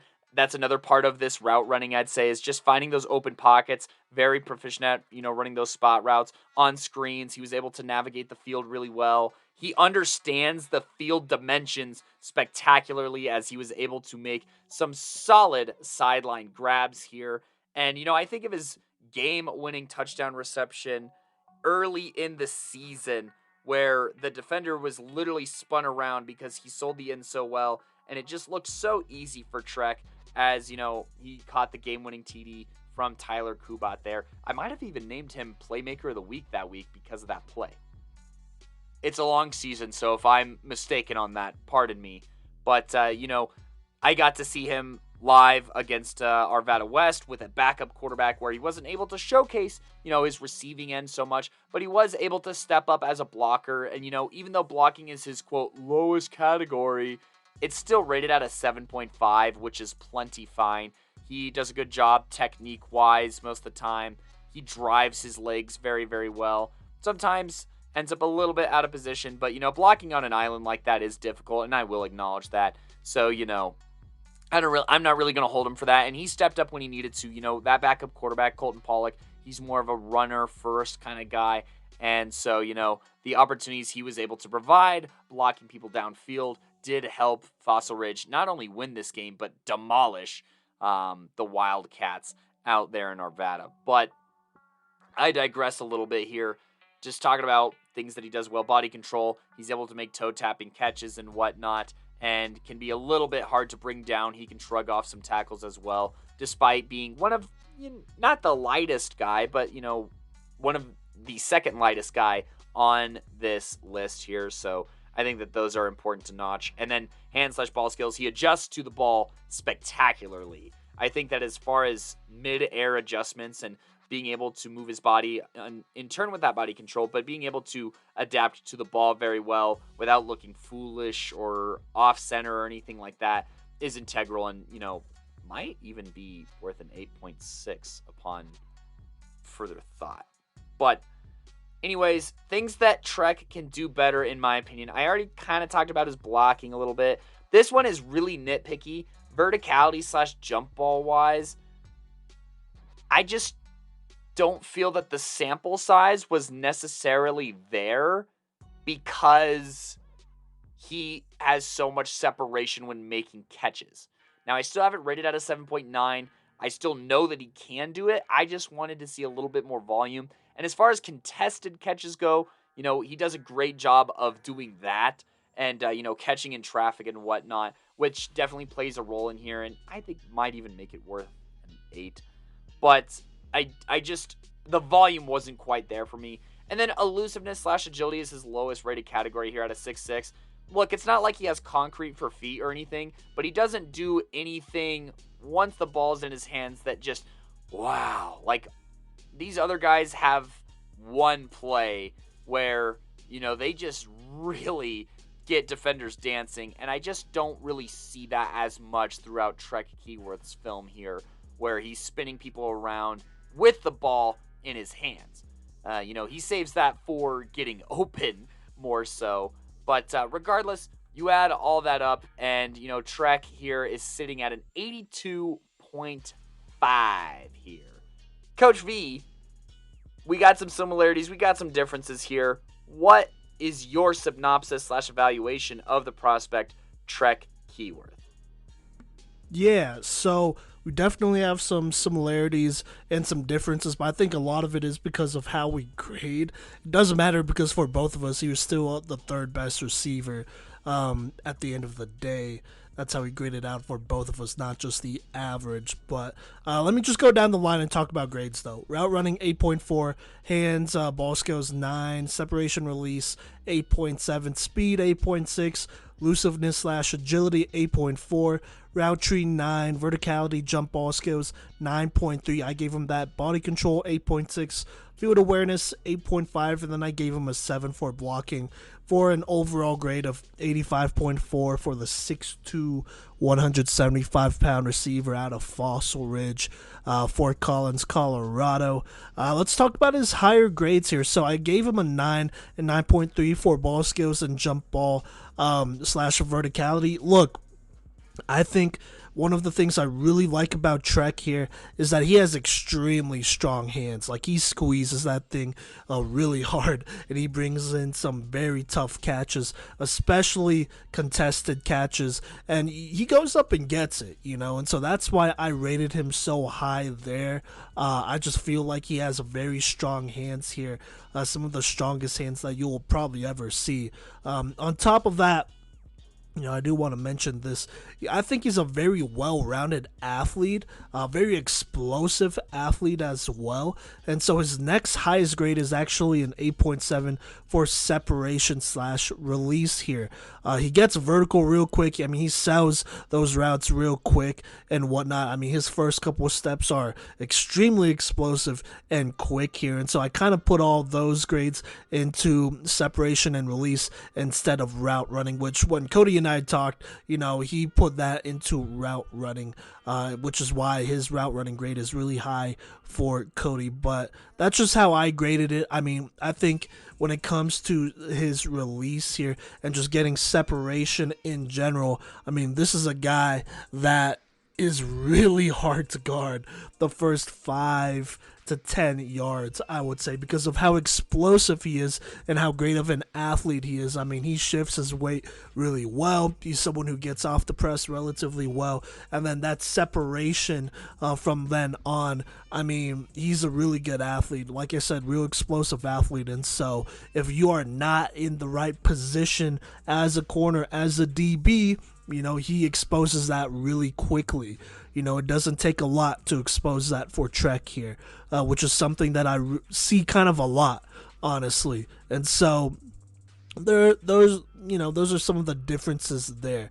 Now, when it comes to verticality, jump ball, I would agree. Probably, for the sample size, he doesn't have as big of a sample size as other players when it comes to this, but just watching and seeing what I see here and talking to Gideon as well, who has seen a lot of his games, especially his senior season here. I mean, he does a good job of going up and get it. Now, can he do that in double or triple coverage? I mean, shoot, we'll see. There are times he did do it, but I think from what I've seen so far, he goes up and gets the football, and he's real strong when he does that. And so I'm going to give him the benefit of the doubt. Now, talking about some of his lower grades, 8.4 for route running and elusiveness agility. I already talked about route running. Like I said, just graded that one differently than Kodey there. He's still a pretty solid route runner, anyways, and like Kodey said, a lot of his routes look different, and it really contributes to his ability to get separation and to get leverage and all of that great stuff. All the little stuff that allows him to go up and make a play here, or at least make it a little bit easier to go up and make a play there. Now, elusiveness and agility is something that we both agreed on. He's not as agile as he could be. I think this is definitely something he could improve on. Just opening up those hips a little bit. Doing some more stretching, yoga, and just being a little bit more quicker here. I think there's definitely room for improvement there, and something that could be improved as well. So, boom, there you go. Trek, in my opinion, is more somebody that he's either gonna go up and moss somebody, make a tough catch, or, if he gets, if he just gets a wide open lane, he's going to blow it wide open and just run and bring it to the house, because he is an explosive playmaker. So there you go there. But I don't think he's somebody that's going to make a ton of people miss and be super elusive, having to actually make a couple moves in a row. But he does do a solid job. He's still rated at an 8.4, which I think is fine. Now, blocking is the next, is technically his lowest grade at a 7. Not bad. I mean, when he was asked to do it, he was solid. I think technique and all that stuff I think his blocking in general could definitely be polished. He has strong hands, so keep that in mind. So when he gets his hands on you, I think he could definitely manhandle some dudes, but I think some of the skill there could definitely be polished and adjusted, and he could continue to work on that and just be a cleaner blocker. I think that's probably the biggest thing when it comes to that. So there you go. Altogether, my overall grade is an 85.5. Look, Trek Keyworth, I think this is a explosive football player. Reminds me a bit of Jordan Mayfield from last year, in my opinion, just as an athlete and whatnot. Jordan Mayfield was obviously our number one receiver from last year out of Vista Peak here. But like I said, just somebody with strong hands, explosive player, somebody that could really expose you if you are out of position and whatnot. And he really plays the leverage game well. And just somebody that's going to beat you the first couple of yards and then really, make an impact there and make a play on the football because of how great of an athlete he is and whatnot. So there you go. And this is somebody that I feel like, if you were a college coach, you look at him and you're like, okay, there's some really good things I like here. But, I guess as with all players, there's some things that we could definitely polish before he is on the field starter football ready, at least for the next level. And he's definitely somebody who I believe has the ability to play on the D1 level, probably the FCS level. If anything, he'll be a D2 guy, but I think the athleticism really separates him, and how strong his hands are really separates him as an FCS type of talent. But he hasn't quite gotten those offers. Isn't that right, Kodey? Oh, so what do you think about my analysis as well? I want to give you a chance to go ahead and react to that too. Yeah, so like you said, it's the difference is perspective. But at the end of the day, we land at the same conclusions, more or less, and have a lot of the same stuff to say. I just want to add on to the blocking a little bit that, it's not like a concern. It's not a red flag. So that's why both of us are pretty, I'd say, nonchalant about it. It's like, yeah, it could be better, but I'm not going to not recruit Trek Keyworth because sometimes his blocking isn't perfect. Like, are you insane? So I think that that's something good to point out. And, with Trek here, I think that recruitment wise, it's like frustrating. Seeing as how he's been offered by by Bates, Puget Sound, and most recently he's been offered by Chadron State. But look, I feel like it's Colorado biting us in the butt here a little bit. But look, we've talked about players making big plays in games that matter. And Trek has done that. He checks those boxes as far as showing up and delivering. Look, in the season opening game against the 4A state runner-ups in Loveland, he had the game-winning touchdown reception. He had 10 receptions, which was a season high for 189 yards and a tutty. All right? You fast forward to Fossil Ridge's first ever playoff win in program history. And he went nuclear. He posted a season high 3 touchdowns. All right? And so it's just crazy to see him get overlooked. And I feel like there's some things that are just being held against him that aren't really fair. Like having to play with 2 different quarterbacks this year and some of the inconsistencies that came with that, as well as, he wasn't really needed in the Boulder win. So just want to put that out there. Some people will be like, oh, why do his numbers look inconsistent? I'm like, well, you're not assessing the situation properly. And, he was one of the guys to also score against Regis as well on a very sweet route, by the way. Very, very nice play in his highlight reel. Simon, I don't know if you touched on that or remember that play, but it was nice. Oh, I remember that play. Yeah. Yeah, so I mean, saw it. So, that was against, a perennial powerhouse in RJ there. So, Trek, he does a lot of things right. And he honestly, the things that he does correctly, I should say, are the things that I think are a little bit more frustrating to coach. Like, he gets how to get open. He understands how meticulous route running is, and he's so creative that it shows that he is a fast learner. He understands the game of football, and, that is sometimes really hard to do. On top of that, he's a solid enough athlete to make good plays. So, and he's got a 4.0 GPA. So come get this guy. CSU, I'm looking at you. He's right next to you. He literally caught a touchdown in your stadium. And it was sweet. It was a nice play. And you haven't even looked at him yet?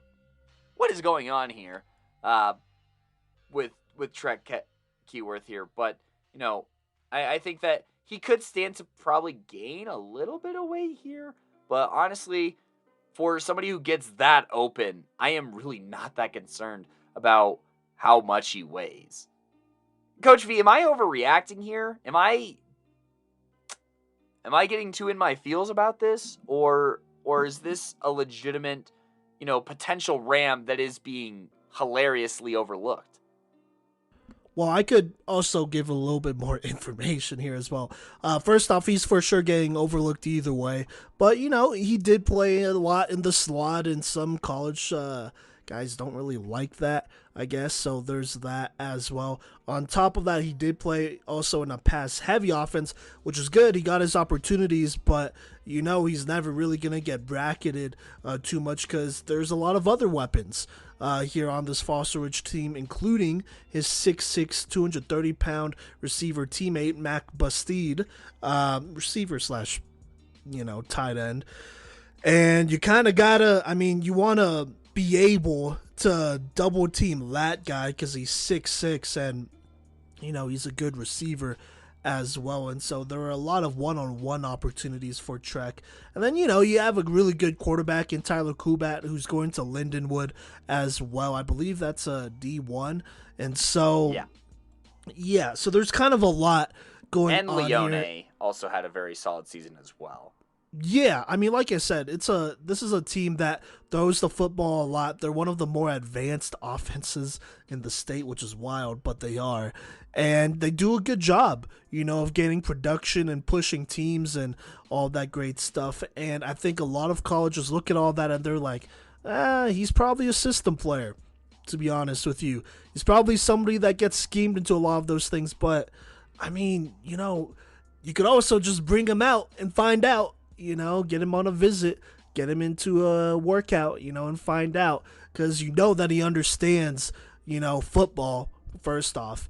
And he has been in one of those systems. And, there's a lot of receivers who have not played in a more modern system like that. And that kind of hurts them. And so he's not just another Colorado receiver that's like the main guy, and all that great stuff. He's somebody that understands the game of football. He does the things.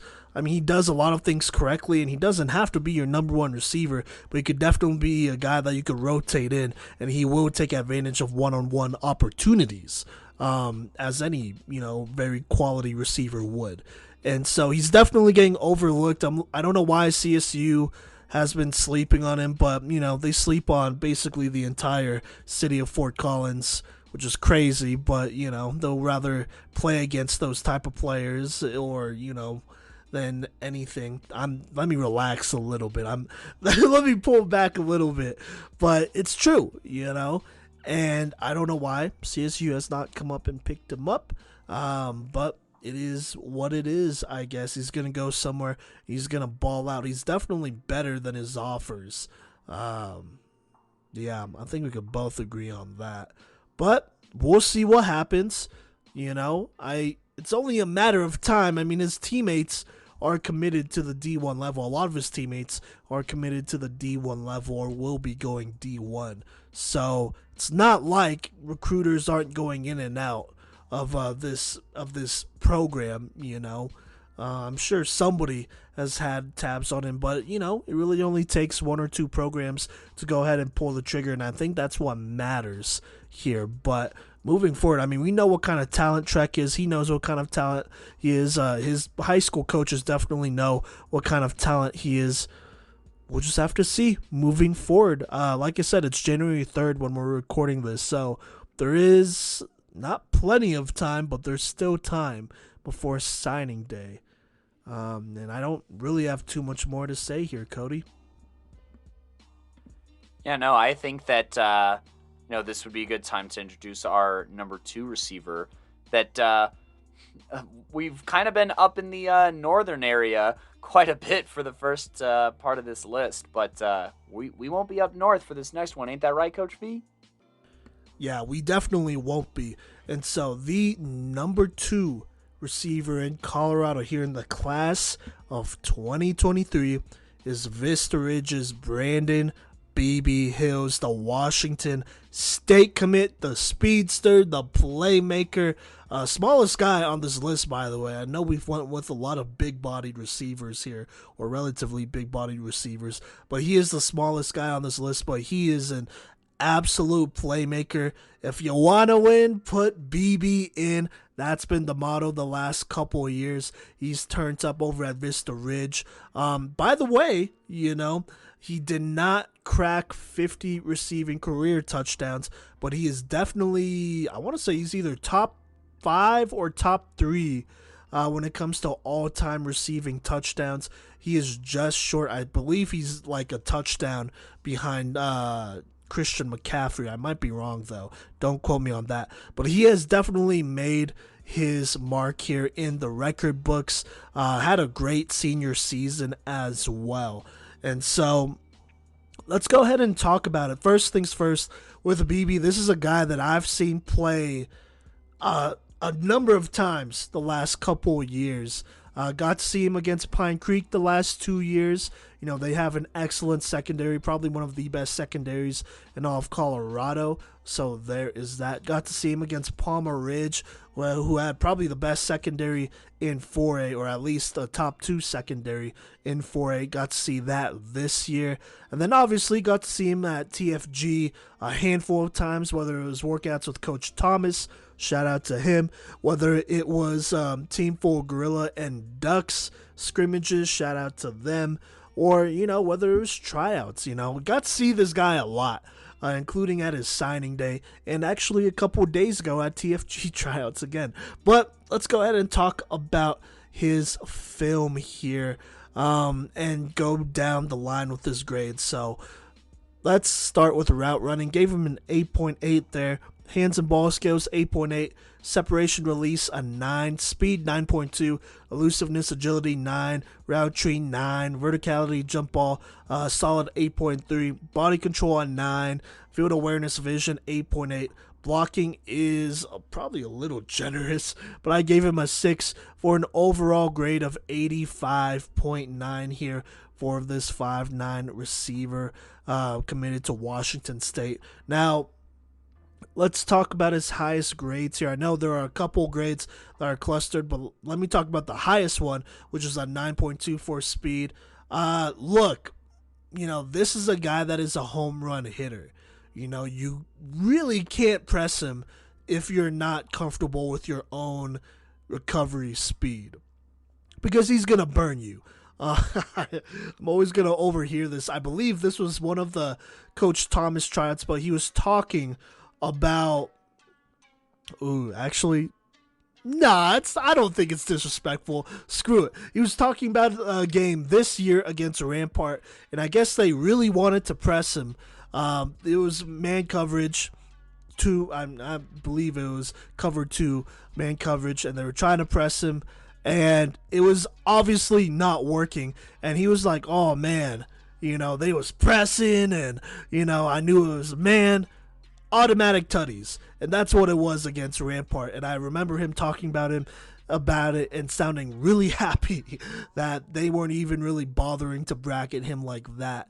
Not really, because even then, if you try to press him at the line, he's going to get a good release on you, and then he's going to have 20 yards on you in the next 2 seconds, and there's nothing even the receiver could do or the safety could do when you have that much separation.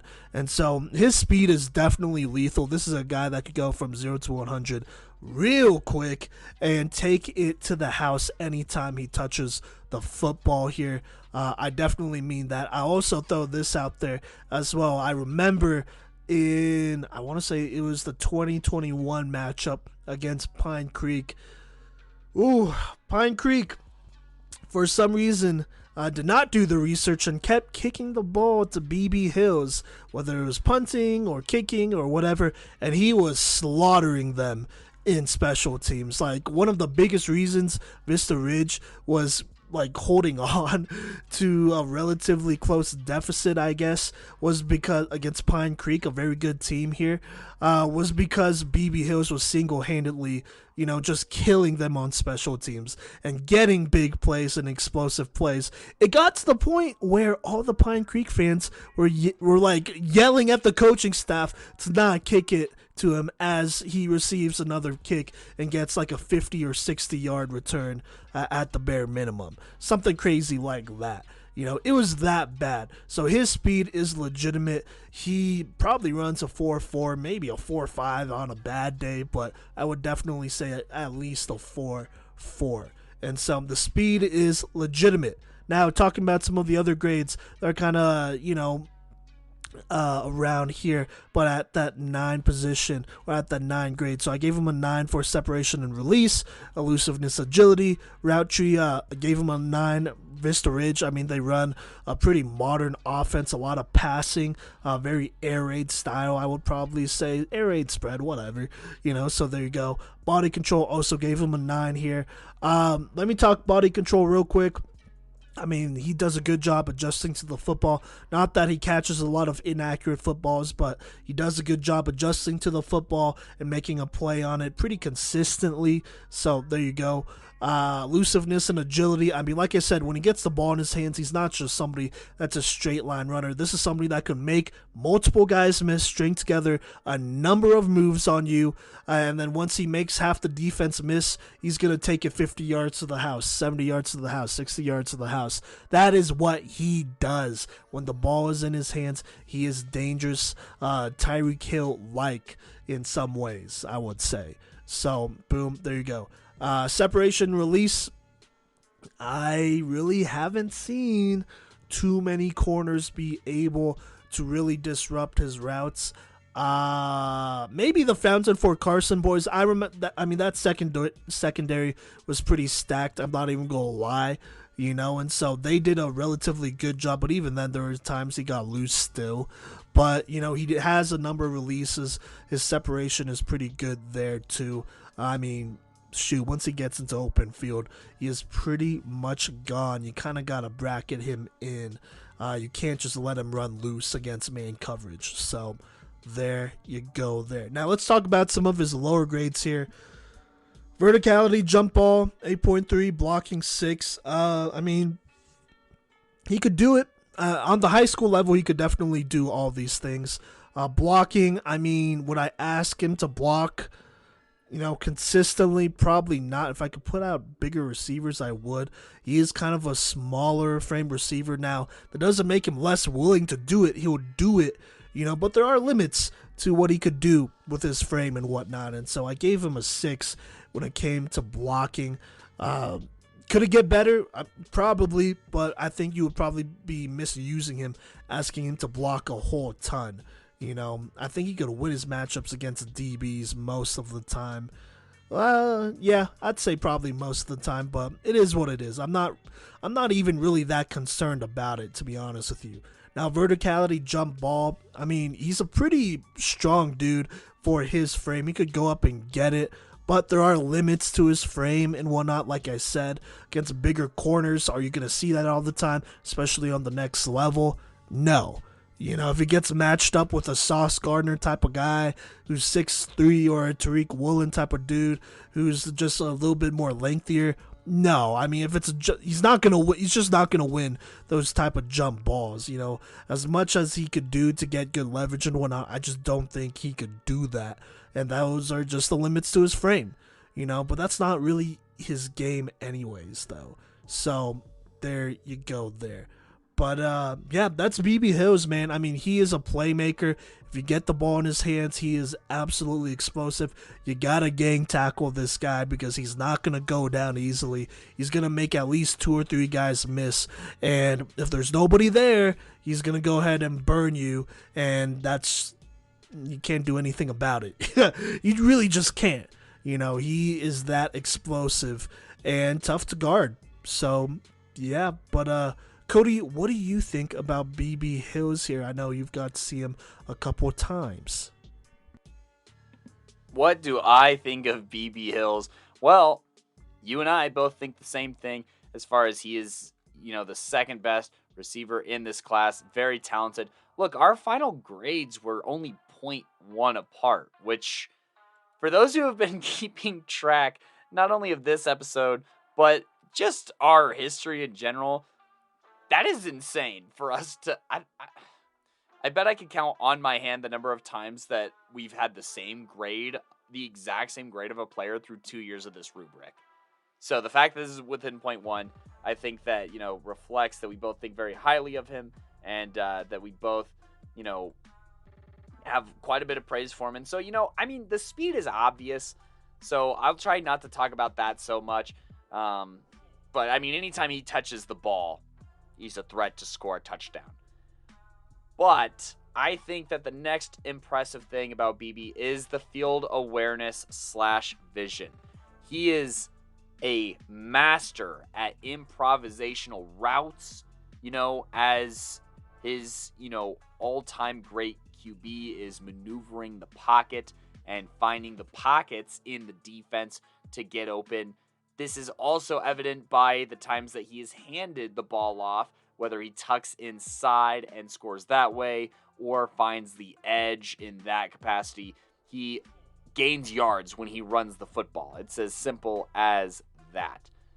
But, I think even more so is when he is given the opportunity to return kicks or punts, where he is just so dangerous to return a kick to the house.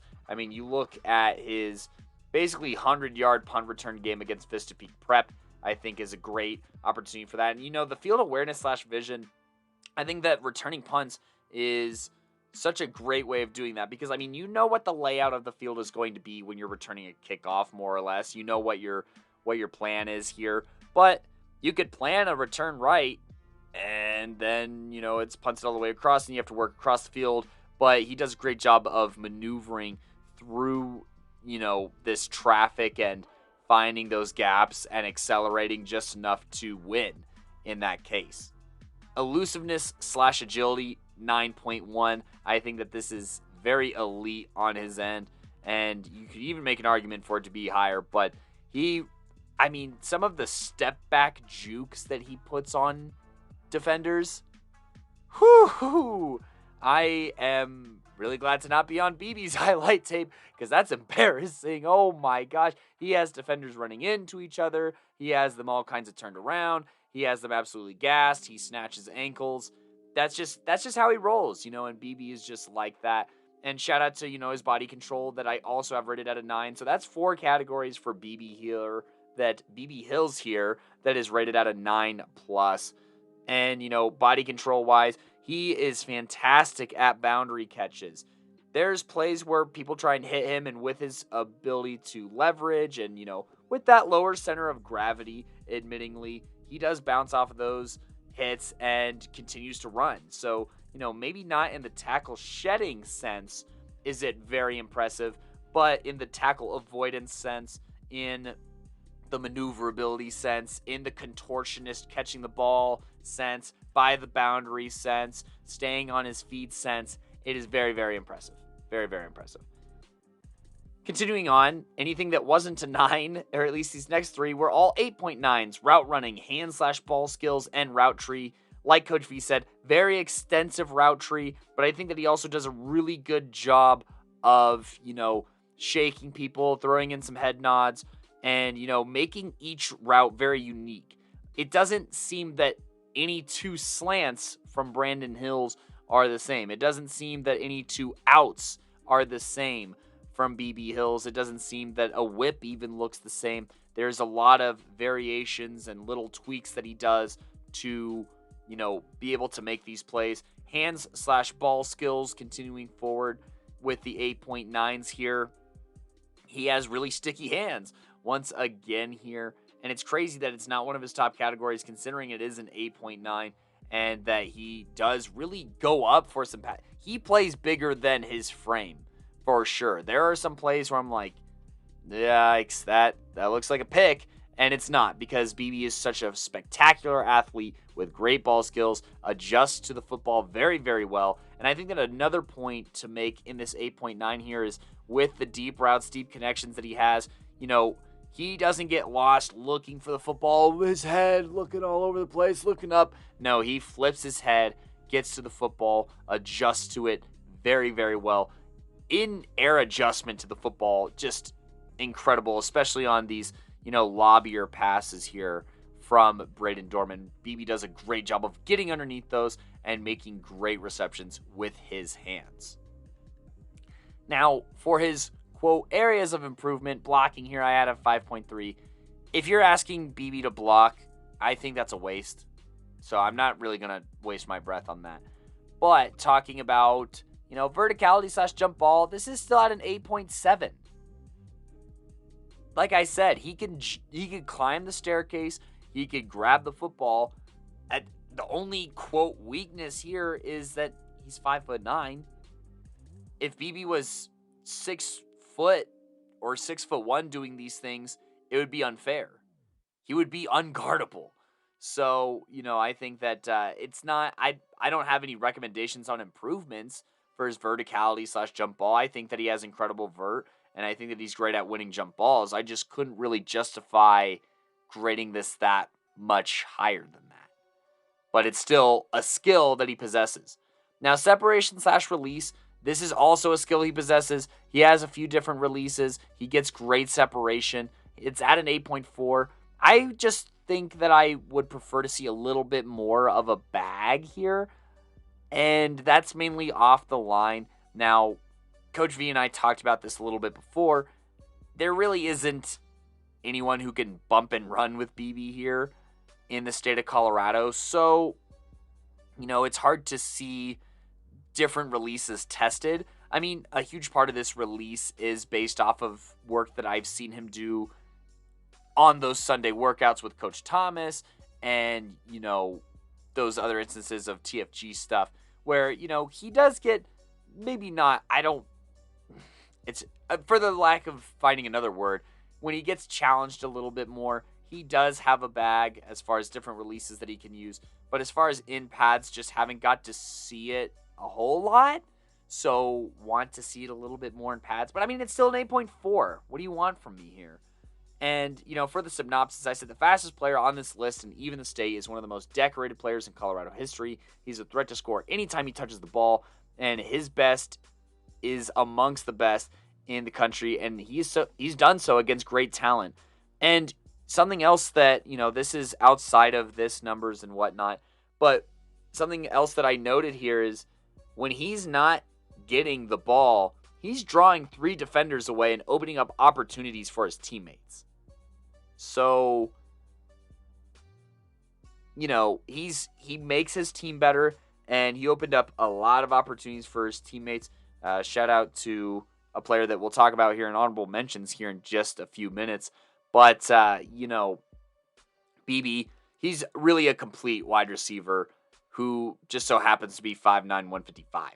But he's obviously a next-level talent. He's obviously a D1 talent. And I mean, the rules on what it takes to be a receiver are changing a little bit with the speed of the passing game in the NFL and how important that is becoming. I mean, look, Coach V, I think that, this is obviously far out and a little hyperbolic even. But, Patrick Mahomes probably wouldn't mind throwing to BB Hills and having him on his roster. So, I don't want to. That's what I'm saying. It's way far ahead. It's way far ahead to say something like that. But I mean, he's a speed demon, and I think that style of play is what I'm saying has normalized and even opened up opportunities for guys like BB Hills not only to play on the next level, but to have a shot in the NFL should the frame hold up through college and whatnot. Yes. If he was 6'3", he'd probably be a Justin Jefferson type, So there you go there. But he's not, and he works with what he has, and, honestly, he does a lot of the little things right as well. It's not just that, he's fast, so he's going to outrun everybody. No, he does a lot of the little things right that I feel like a lot of speedsters, especially on the high school level, just don't do. They just neglect because, hey, I could run past the entire defense, but, he's real detail oriented. He really works at his craft. He's a real hard worker, and so that's why he's rated so high here. Honestly, I think for both of us, he is literally less than half a point away from the number 1 receiver in both of our grades. Less than half a point. That's how close it is. This other guy is definitely bigger than him too. So there you go there. I mean, look, he's a playmaker. This is a guy that, he is gonna, he's gonna find success on the next level. Now, can he find success moving forward? We'll see. I think a lot of it definitely comes down to opportunities that'll be available and all that great stuff. And, I think I don't want to just say, oh yeah, he's perfect, but he's short.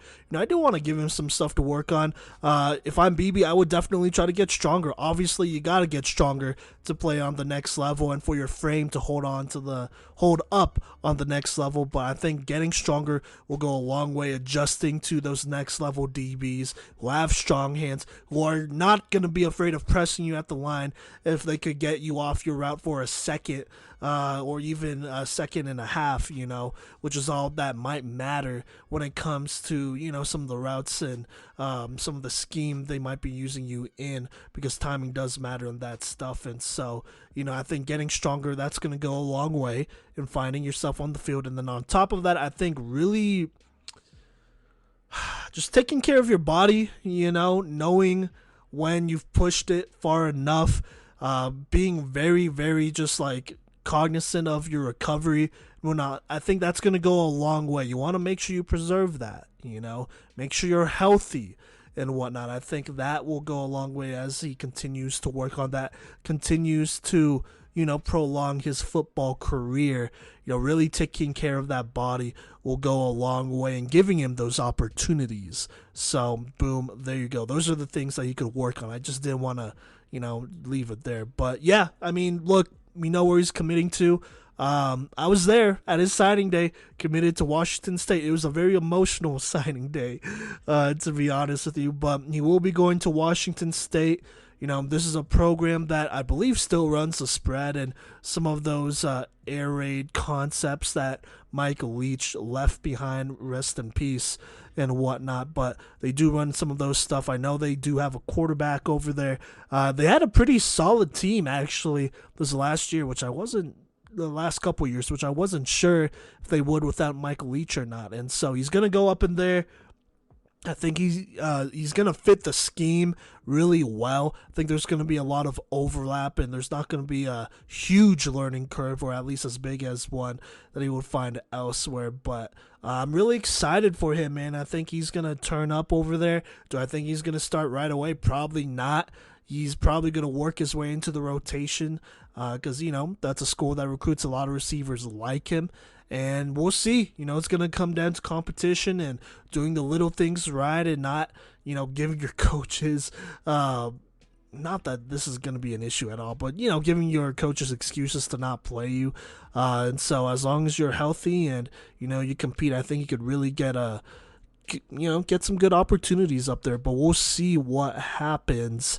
I don't want to really project or be like, oh, this is when he's going to play and whatnot. Because honestly, I just don't know.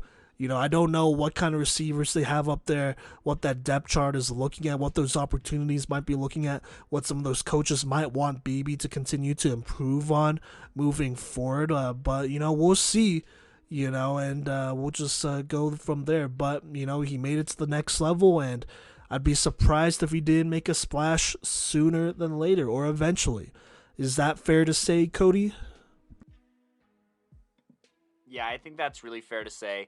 And I mean, I'm just really excited for his opportunity, honestly. And, it's also exciting that he gets to play with another former TFG guy up there as well. But, I think that the cards are in the right place here.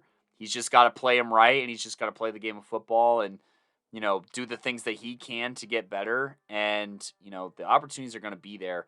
And, I mean, out of these guys, he has a really, really, really good chance of getting on the field, honestly, I feel, with his special teams prowess that, kind of went down a little bit as his, offensive production went up in high school. So, that it could be a return to, a site that he misses just a little bit. Because, I mean, most times when BB was back there, teams would not punt to him, as I would not. So, there's that. Yes, unless you're Pine Creek. Well, they didn't do it this last year. Let me not throw them under the bus. No, they away. triple teamed him this year on defense too. I was like, yes, damn, bro, there's a lot of Eagles around him. And then another player went off. But yeah, no, that was the game that you told me about that you went and watched and put me on to BB Hills for. That was a good one. Also, BB Hills, award winner for PMC. So he won Offensive Playmaker of the Year, Kodey, if you did not remember. Yeah. So there you go. I had to plug that in. I had to squeeze it in. Yeah, he is probably one of the most fun players I've ever watched. And I'm saying that just now that I'm really remembering, I just realized in all the games that I've watched, Vista Ridge has lost. But technically, I've seen some of his toughest games against Pine Creek and Palmer Ridge where he still makes plays, even when they are like, focus. Their defensive effort is focused on stopping him and Dorman. So, boom, there you go there. That's how impressive he is. He's a real fun guy to watch, and shoot, his highlight reel is always fun to watch, to be honest with you. So there you go. I definitely have watched his reel way more times than just for this film breakdown. So I gotta echo you a little bit there. It is hype. Yeah, to be fast and athletic like him, oh my god. Can't teach it sometimes. Sometimes you're just born with it. And honestly, really nice guy too. Shout out to him. He's a real good dude. Got to talk to him. I feel like a lot this last month and whatnot. So there you Oh, go. But he's fantastic, and I love his yes, story. And there was a very scary time in BB Hills's tenure here in Colorado, and he's overcome a lot. And so I'm just really glad that he's healthy and upright and positive and just such a great dude. And anyone who gets to know him or anyone who does know him, I mean, it really is a blessing, and in a way to get to interact with him and to just talk to him and in a very casual sense. And Coach V obviously had the opportunity, as well as Gideon, to watch that commitment and be invited to that. So lots of love for BB Hills here from Playmakers Corner. Definitely PMC fam, no doubt, and very, very happy and proud to have him be a part of that PMC fam and to be able to give him his due desserts here with this breakdown and with this assessment and with this place here on the podium for the top 5 senior receivers. yes. Love the dude personally. Real fun guy, real funny guy. I would say as well. But he's a good dude, and couldn't be happier for him, because there was definitely probably an off season where I was like, is he gonna get the looks he deserved? And he did, which I was more than happy about. That's something that really warmed my heart these last couple of years. Probably a top moment, to be honest, when it comes to doing this podcast and covering great players and great guys like BB. So there you go. But let's move on though before we get too emotional, because we're basically saying goodbye to these players because they are seniors here. But before we do, Kodey, do you want to go ahead and talk about the honorable mentions real quick? I know there's a lot. And we'll be doing a best of the rest series where we break down the film of all the guys who just narrowly missed these lists. And so, there's a lot of players that miss it because obviously only 5 could make it. And Kodey, you could talk about that more here. Yeah, I mean, look, this was a really, really tough wide receiver class to dissect. So I do want to shout these guys out and do let y'all know y'all's full breakdown is coming out, here in closer to February. But anyways, it was tough having some of these guys not make the cut.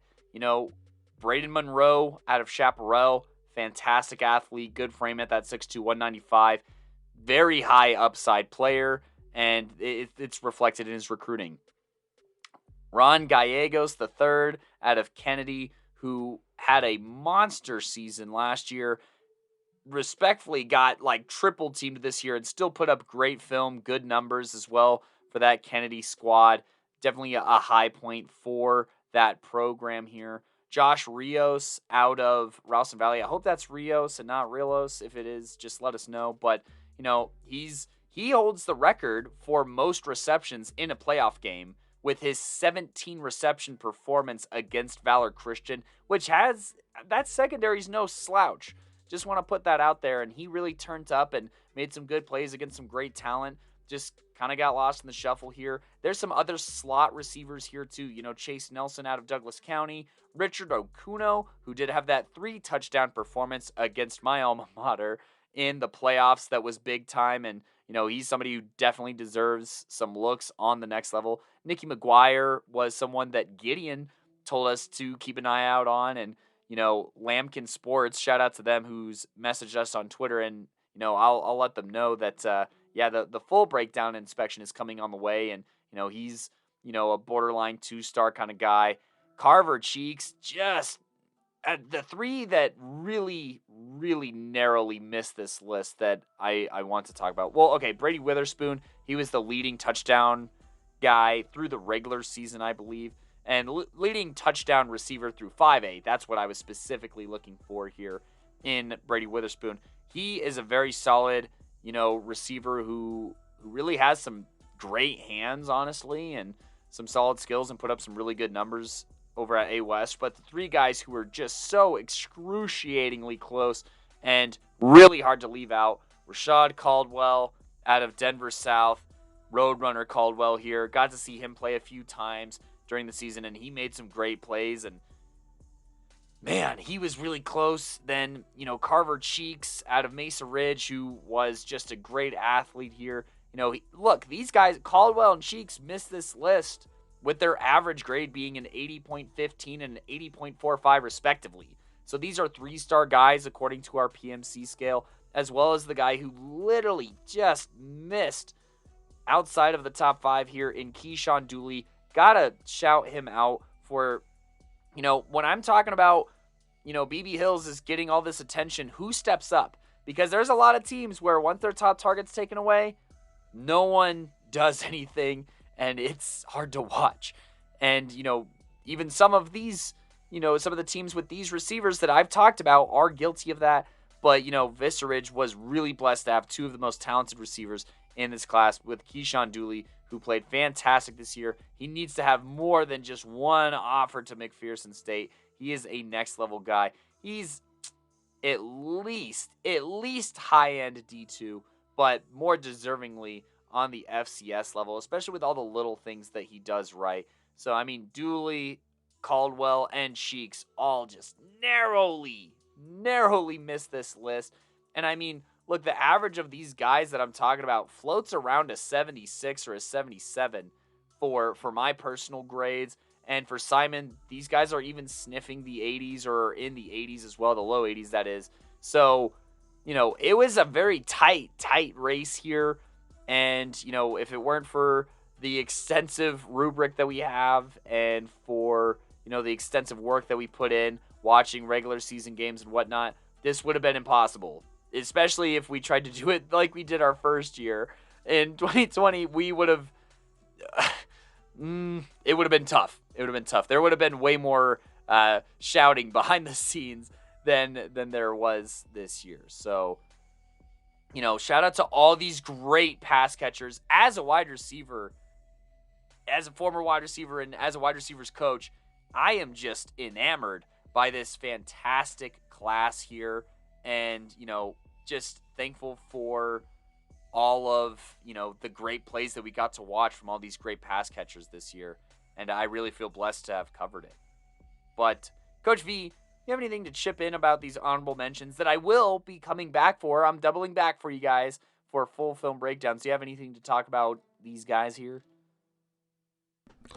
Not too much. I'm kind of just going to leave you to doing that episode. That's probably going to be one of our longer honorable mention episodes, to be honest with you.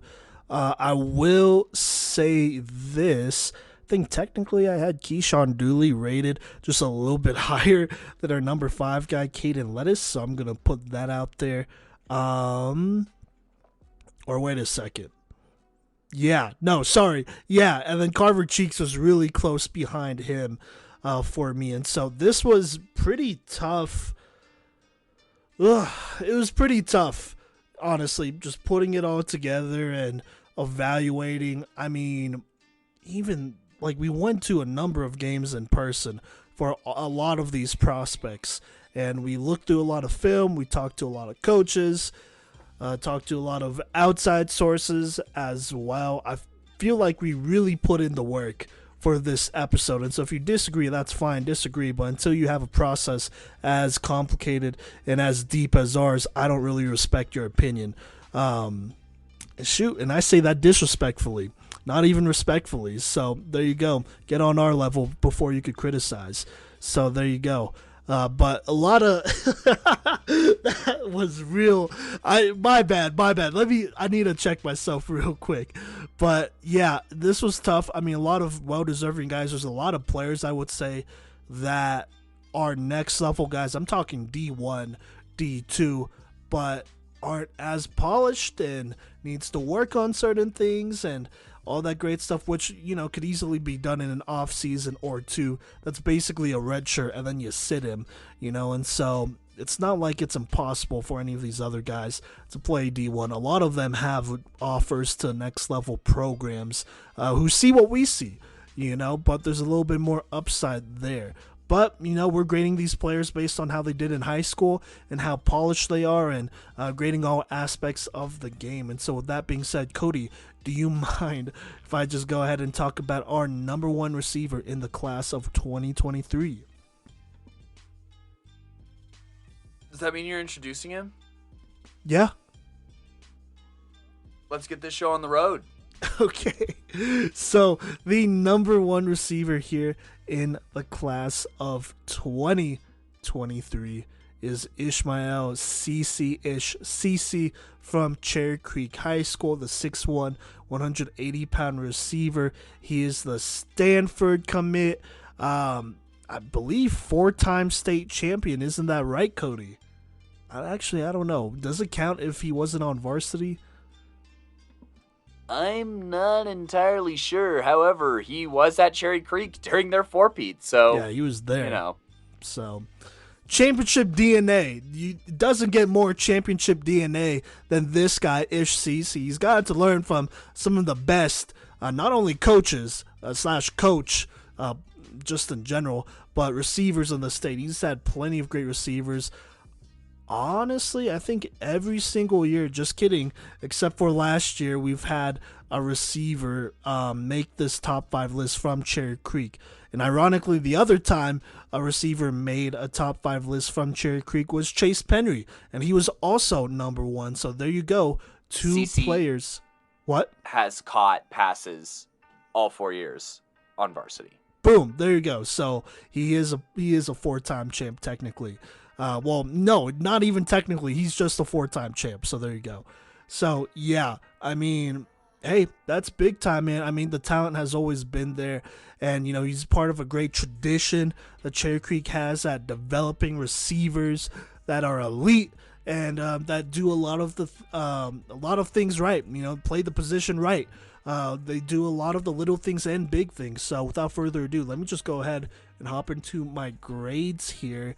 So route running 8.4, hands ball skills 9, separation release 8.7, speed 8.8, elusiveness agility 8.6, route tree 8.7, verticality jump ball 8.8. Body control 9, field awareness vision 8.3, blocking is an 8 for a solid 86.3 rating for the Stanford commit. That pretty much aligns up with how he is rated on 24/7 and all that great stuff as a 3-star, potentially probably closer to a 4-star type of guy here. Now, talking about his highest grades, gave him a 9 for hands, ball skills, and not field awareness, and body control. Look, extremely strong hands, very reliable hands here for Ish CC here. I mean, he's going to come down with the ball. He's going to catch contested footballs here. He's going to catch in traffic. He's going to do all those things. He doesn't drop the ball at all. And, this is a guy that has played with a couple different quarterbacks the last couple years. I believe he's played with 3 different quarterbacks in his career, if I'm right here. Well, no, actually, it would be more. Technically, it's more than 3. Well, it was like 3 it's quarterbacks 5 or this 6. year. But yeah, this year, there were like 3 different quarterbacks throwing to him. So, there you go. Those 3 being, Vodka, Star, Markiel, so Rudden, 4, I guess. So there you go. So he's played with a number of different quarterbacks, and no matter what, he has been reliable. He's been the security blanket. He is not going to drop any passes. That's just how it is. He makes some excellent catches in contest or, when he's wide open, and that's just his brand, Love to see that. He's not going to drop many passes, and I feel like that's the bare minimum for receivers, but, he goes above and beyond, catching some passes that he shouldn't even really be able to catch. Then at 9 as well, also gave that to his body control. I mean, he has excellent body control, and at 6'1", 180, I mean, he just does an excellent job getting leverage, adjusting to the football, doing all those little things so that he can catch the football. And I put all that under body control, to be honest with you. Now, I'm not going to steal everything here because I want Kodey to talk more about him than me. But some of the things that I want, or I don't want to say that I want him to work on, but it wouldn't hurt to continue to work on / get better at. So his lowest grades is an 8 for blocking and is an 8.3 for field awareness / vision. So for blocking, he's still a pretty solid blocker. Like I guess this doesn't sound that great, but he's the third highest blocker on this list. Still the third highest blocker out of all the receivers that we evaluated here at an 8. I mean, he's a big-bodied dude and whatnot. He does a good job. Could still polish it off, be a little bit more consistent. That's probably what I'm looking for more than anything. Just be a consistent blocker. Make sure you're not holding too much, and yeah, that's it. Not that he does it all the time, but like I said, it's all about consistency there, at least in my opinion. So yeah. Now, field awareness / vision, it's at an 8.3. I feel like there are times where he catches the football and he doesn't always take the most efficient route or path to get a first down or, to score or whatever. It could definitely be improved. And so honestly, I think that's just watching a little bit more film of defenses and how they break down. Not like, what coverage they're in, but that also wouldn't hurt either.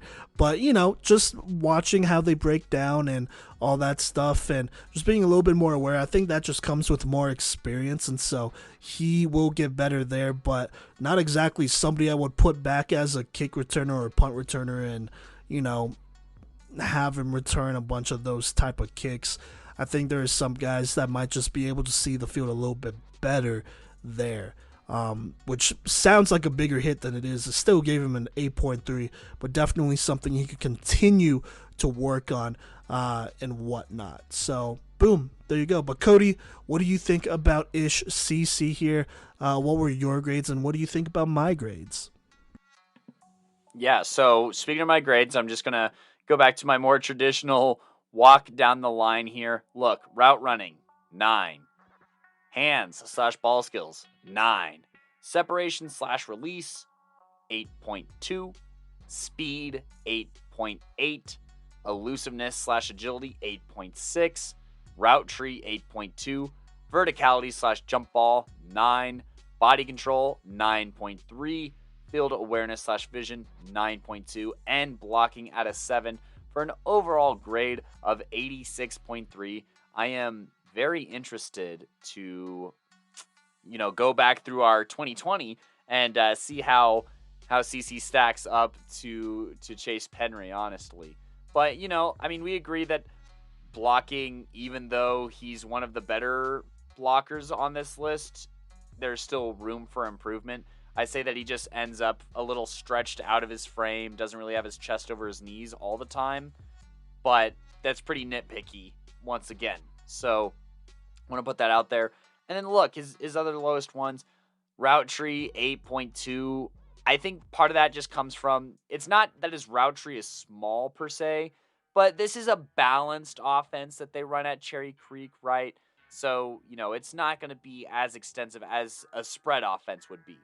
And, especially his senior year, just with the carousel of quarterbacks that they had going around, that makes it harder to run, a huge plethora of routes or a very expansive route tree. So I just want to, kind of defend him a little bit there and say it's not because he can't run routes. I mean, he has a really nice comeback route. He runs good out routes. He's got a nice in route. And, he does have some moves as well, which is why his route running is at a 9. So even despite the, somewhat limited limited hand that he was dealt his senior year for QB, he more than made up for it and provided quarterbacks with very easy targets to get to here based off of great route running and just understanding the field. Now, we do have a little bit of a difference here, but I do think that is partially just, the way that we view it a little bit here. Look, field awareness / vision.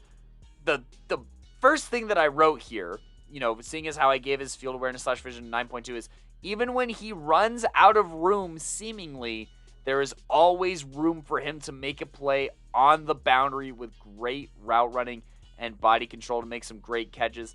Look, it's if you initially watch it, it seems like he doesn't know maybe where the boundary is, but the thing is, he knows exactly where the boundary is, and he understands that with that 6'1", 180-pound frame, that the boundary is his best friend here, and his understanding of the fact that, yeah, literally only I can make a play on the ball standing right here is so spectacular and so unique, I also want to say as well, as far as why I'm so high on his field awareness / vision, because he uses the field. The field is a part of his tool belt in making great catches, especially on the boundary, but also running spot plays where his crossing routes end up on the field when he signals for the ball, his in routes as well. I think he does a great job of finding those pockets on the defense and, also creating his own unique pockets that cannot be exploited or taken advantage of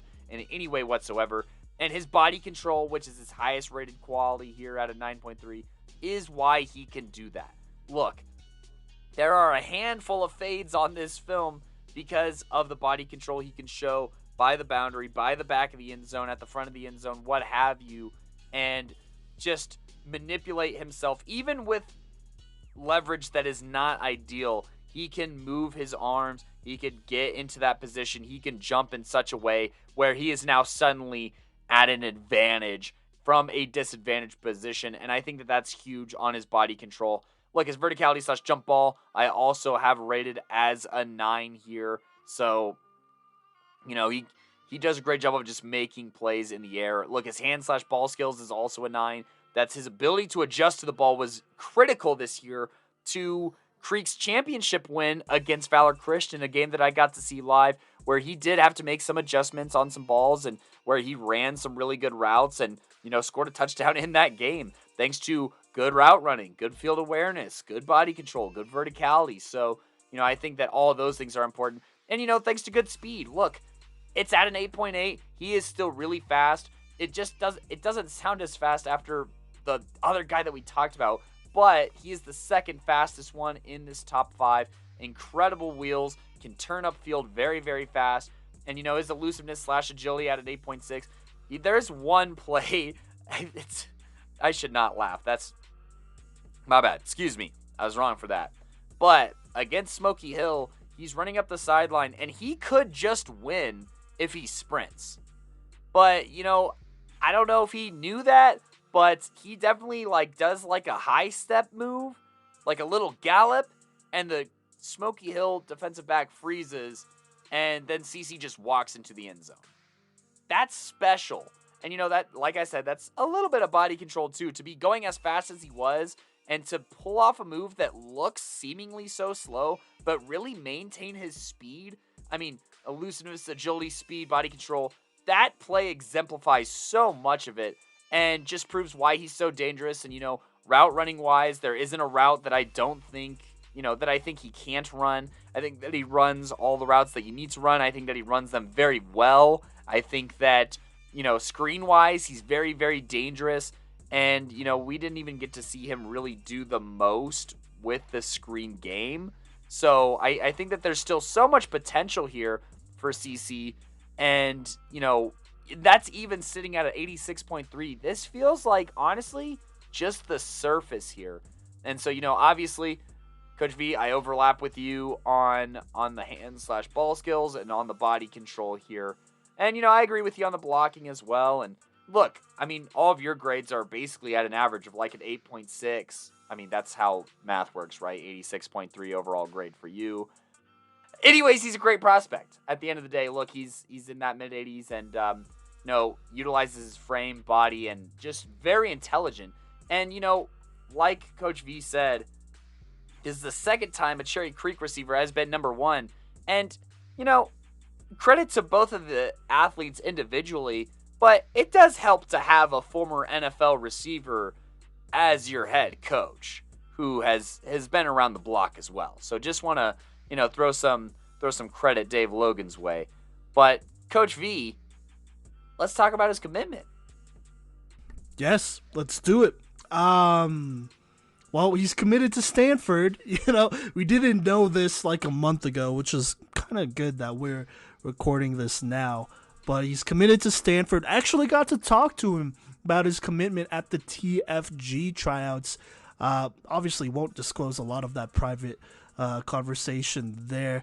But, just to kind of hit all the basic points here, really loved this new coaching staff that Stanford's bringing in and whatnot, and love the culture, and love how they prioritized him, and so he really felt wanted by Stanford. And first things first, look, anytime you get a chance to go to a school like Stanford for free because you're on an athletic scholarship and whatnot, that is huge, because a Stanford degree is big time. You are basically set for life, and you don't even gotta go pro. But he could still go pro. You feel me? Because he's gonna be playing in the Pac-12. He's gonna be playing the likes of Colorado, Oregon. I know USC and UCLA will eventually leave and whatnot, but or at least I think they still are scheduled to leave. But you still got some very good programs that they'll be facing here. And so honestly, I love this fit for him, man. I mean, personally, I love Stanford. If I had the athleticism or the IQ to do it, I would commit there because of all the great things that could happen for you, not just, in college or after it. Not my bad. Not just in college, but definitely after it, because you're going to be set for life. You're going to have a great degree. You're going to have a lot of great connections with those alums. And honestly, I love this fit, man. Obviously, would have loved for him to stay here at Colorado, but I think by going to Stanford, I mean, you're going to be able to compete, I feel like, just a little bit more easier for a starting spot sooner than later. Is that fair to say, Kodey? And what do you think about what I just said there?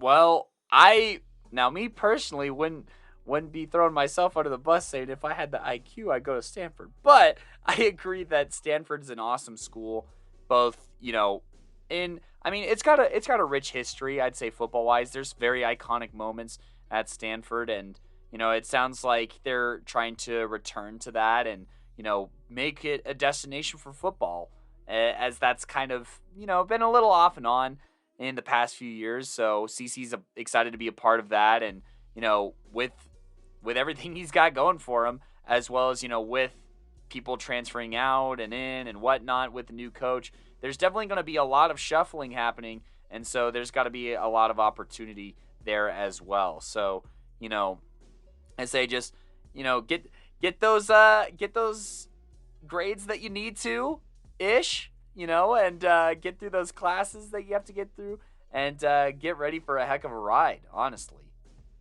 Yeah, it should be great. Looking forward to watching a lot of Stanford football games, man.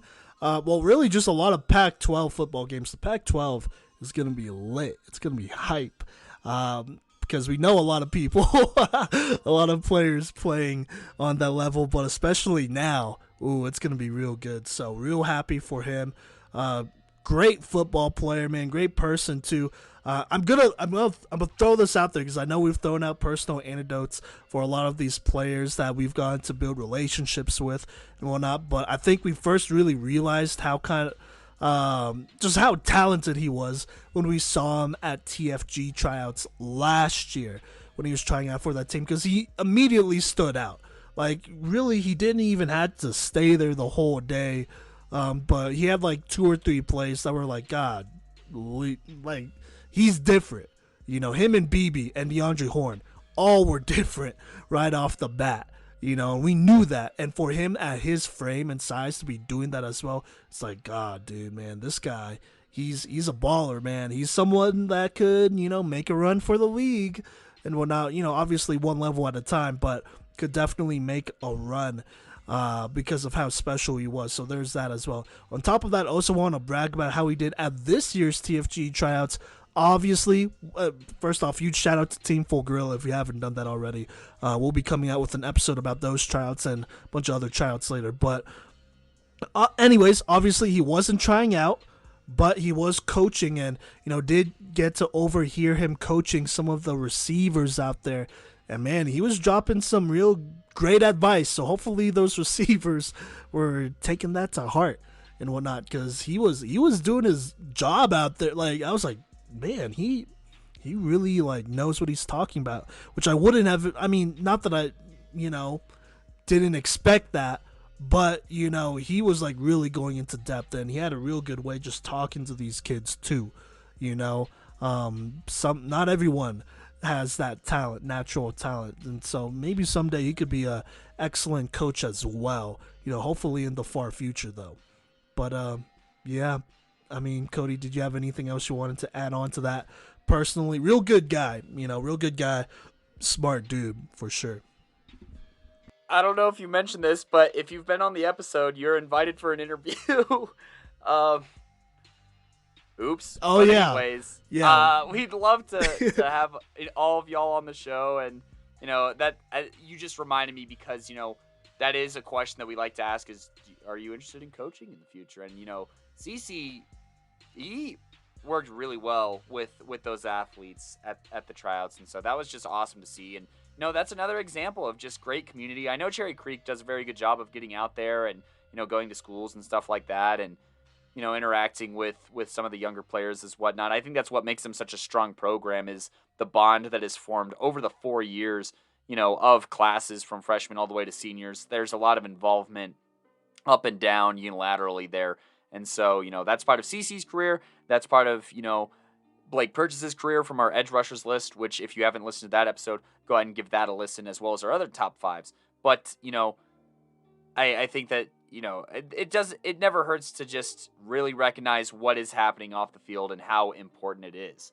But Coach V, I think that does it for our top 5 wide receivers, right, of the class of 23?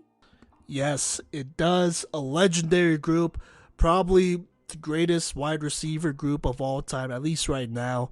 And yeah, man, I mean, this was tough. But, well, here, real quick, let me just go ahead and recap all the receivers, or our top 5 receivers. So at number 5 is Caden Lettuce out of Erie, the Southern Utah commit. At number 4 is Tucker Peterson, the legendary Roosevelt receiver. At number 3 is Trek Keyworth from up-and-coming Fossil Ridge. At number 2 is Brandon B.B. Hills from Vista Ridge here, the Washington State commit, by the way, and another legendary receiver. And then at number 1, we got Ishmael Cece from Cherry Creek, the Stanford commit here.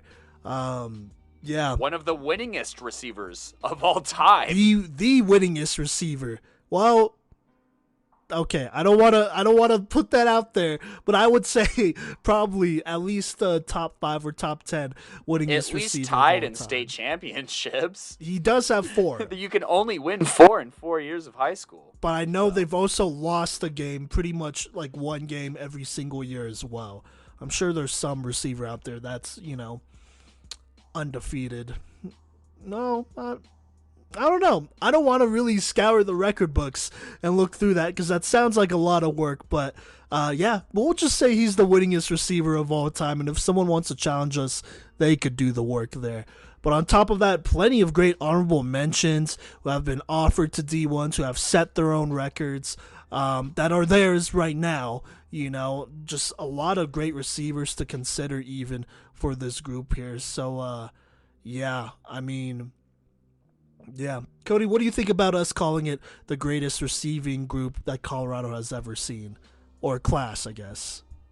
I feel like some old heads are going to have something to say. But welcome back to in my day, I averaged 500 receiving yards a season. Oh, no. But there's someone like they're going to be like, that's big time back then. One time it took 8 players to tackle me. It's like, we're not counting your season where, all y'all ran were slants. This is versatility. This is skill. This is physicality. Here out of all these receivers. And so I am perfectly fine calling it that. And I'm so happy to have seen it. Some boomer out there is probably like, I pulled a Greg Jennings and broke my leg on an 80-yard touchdown, but I ran 80 yards on the touchdown after I broke my leg. Anyways, yeah, you're right. Let's let's just keep it going because this is already a long episode here. Kodey, actually, do you want to close this episode? Boy, If would there's I. anything, So, I don't think there's anything else. So yeah. top 5 receivers, once again, in ascending order. Caden Lettuce, Tucker Peterson, Trek Keyworth, Brandon B.B. Hills, and Ishmael Cece. And if you are following us on social media, you would be following us on Twitter, Instagram, Facebook, or TikTok. TikTok is going to have little clips and little audio excerpts from this episode, so make sure to find us there at Playmakers Corner. On Twitter, we are at Playmaker Corner. And yeah, Instagram, Playmakers Corner, Facebook, Playmakers Corner. So make sure to follow us there for all of our latest updates and for when episodes come out. Or if you're listening to this, make sure to hit that subscribe button or that follow button, whichever it is, for whichever kind of platform you use, whether it be Spotify, Apple Podcasts, Google Podcasts, Anchor, or on YouTube. Make sure to subscribe so that you can get notifications for all of our latest episodes here. We still have plenty of top 5s to go. We're going to be ramping it up with that. If you haven't already, make sure to listen to our top 5s from our month of December. We also have other content coming out. You know, we've been fortunate to be invited out to 7-on-7 stuff, so we're making it out to those whenever we can. We're also going to be checking out, you know, some trainers and whatnot throughout this off season, and, you know, gearing up for even more exciting content and whatnot for requests and, you know, the whole shebang there. So be sure to just stay tuned for plenty of content. And, you know, we're going to talk more talented players. I'm eyeballing specifically, you know, there's going to be talented players at every spot, don't get me wrong, but the offensive tackles episode is going to be lit. So definitely be sure to listen to our top 5s before then, up until then, and past then. One of our favorite series to do. Try and get these seniors a chance. If you're a scout listening and if you have any extra questions, make sure to, you know, just DM us and we'll get back to you. But if I'm not missing anything else, I've been one of your co-hosts, Kodey Stoffer. And I'm Simon Royanos, a.k.a. Coach V, a.k.a. Greg Jennings II, Jr. And peace. Peace.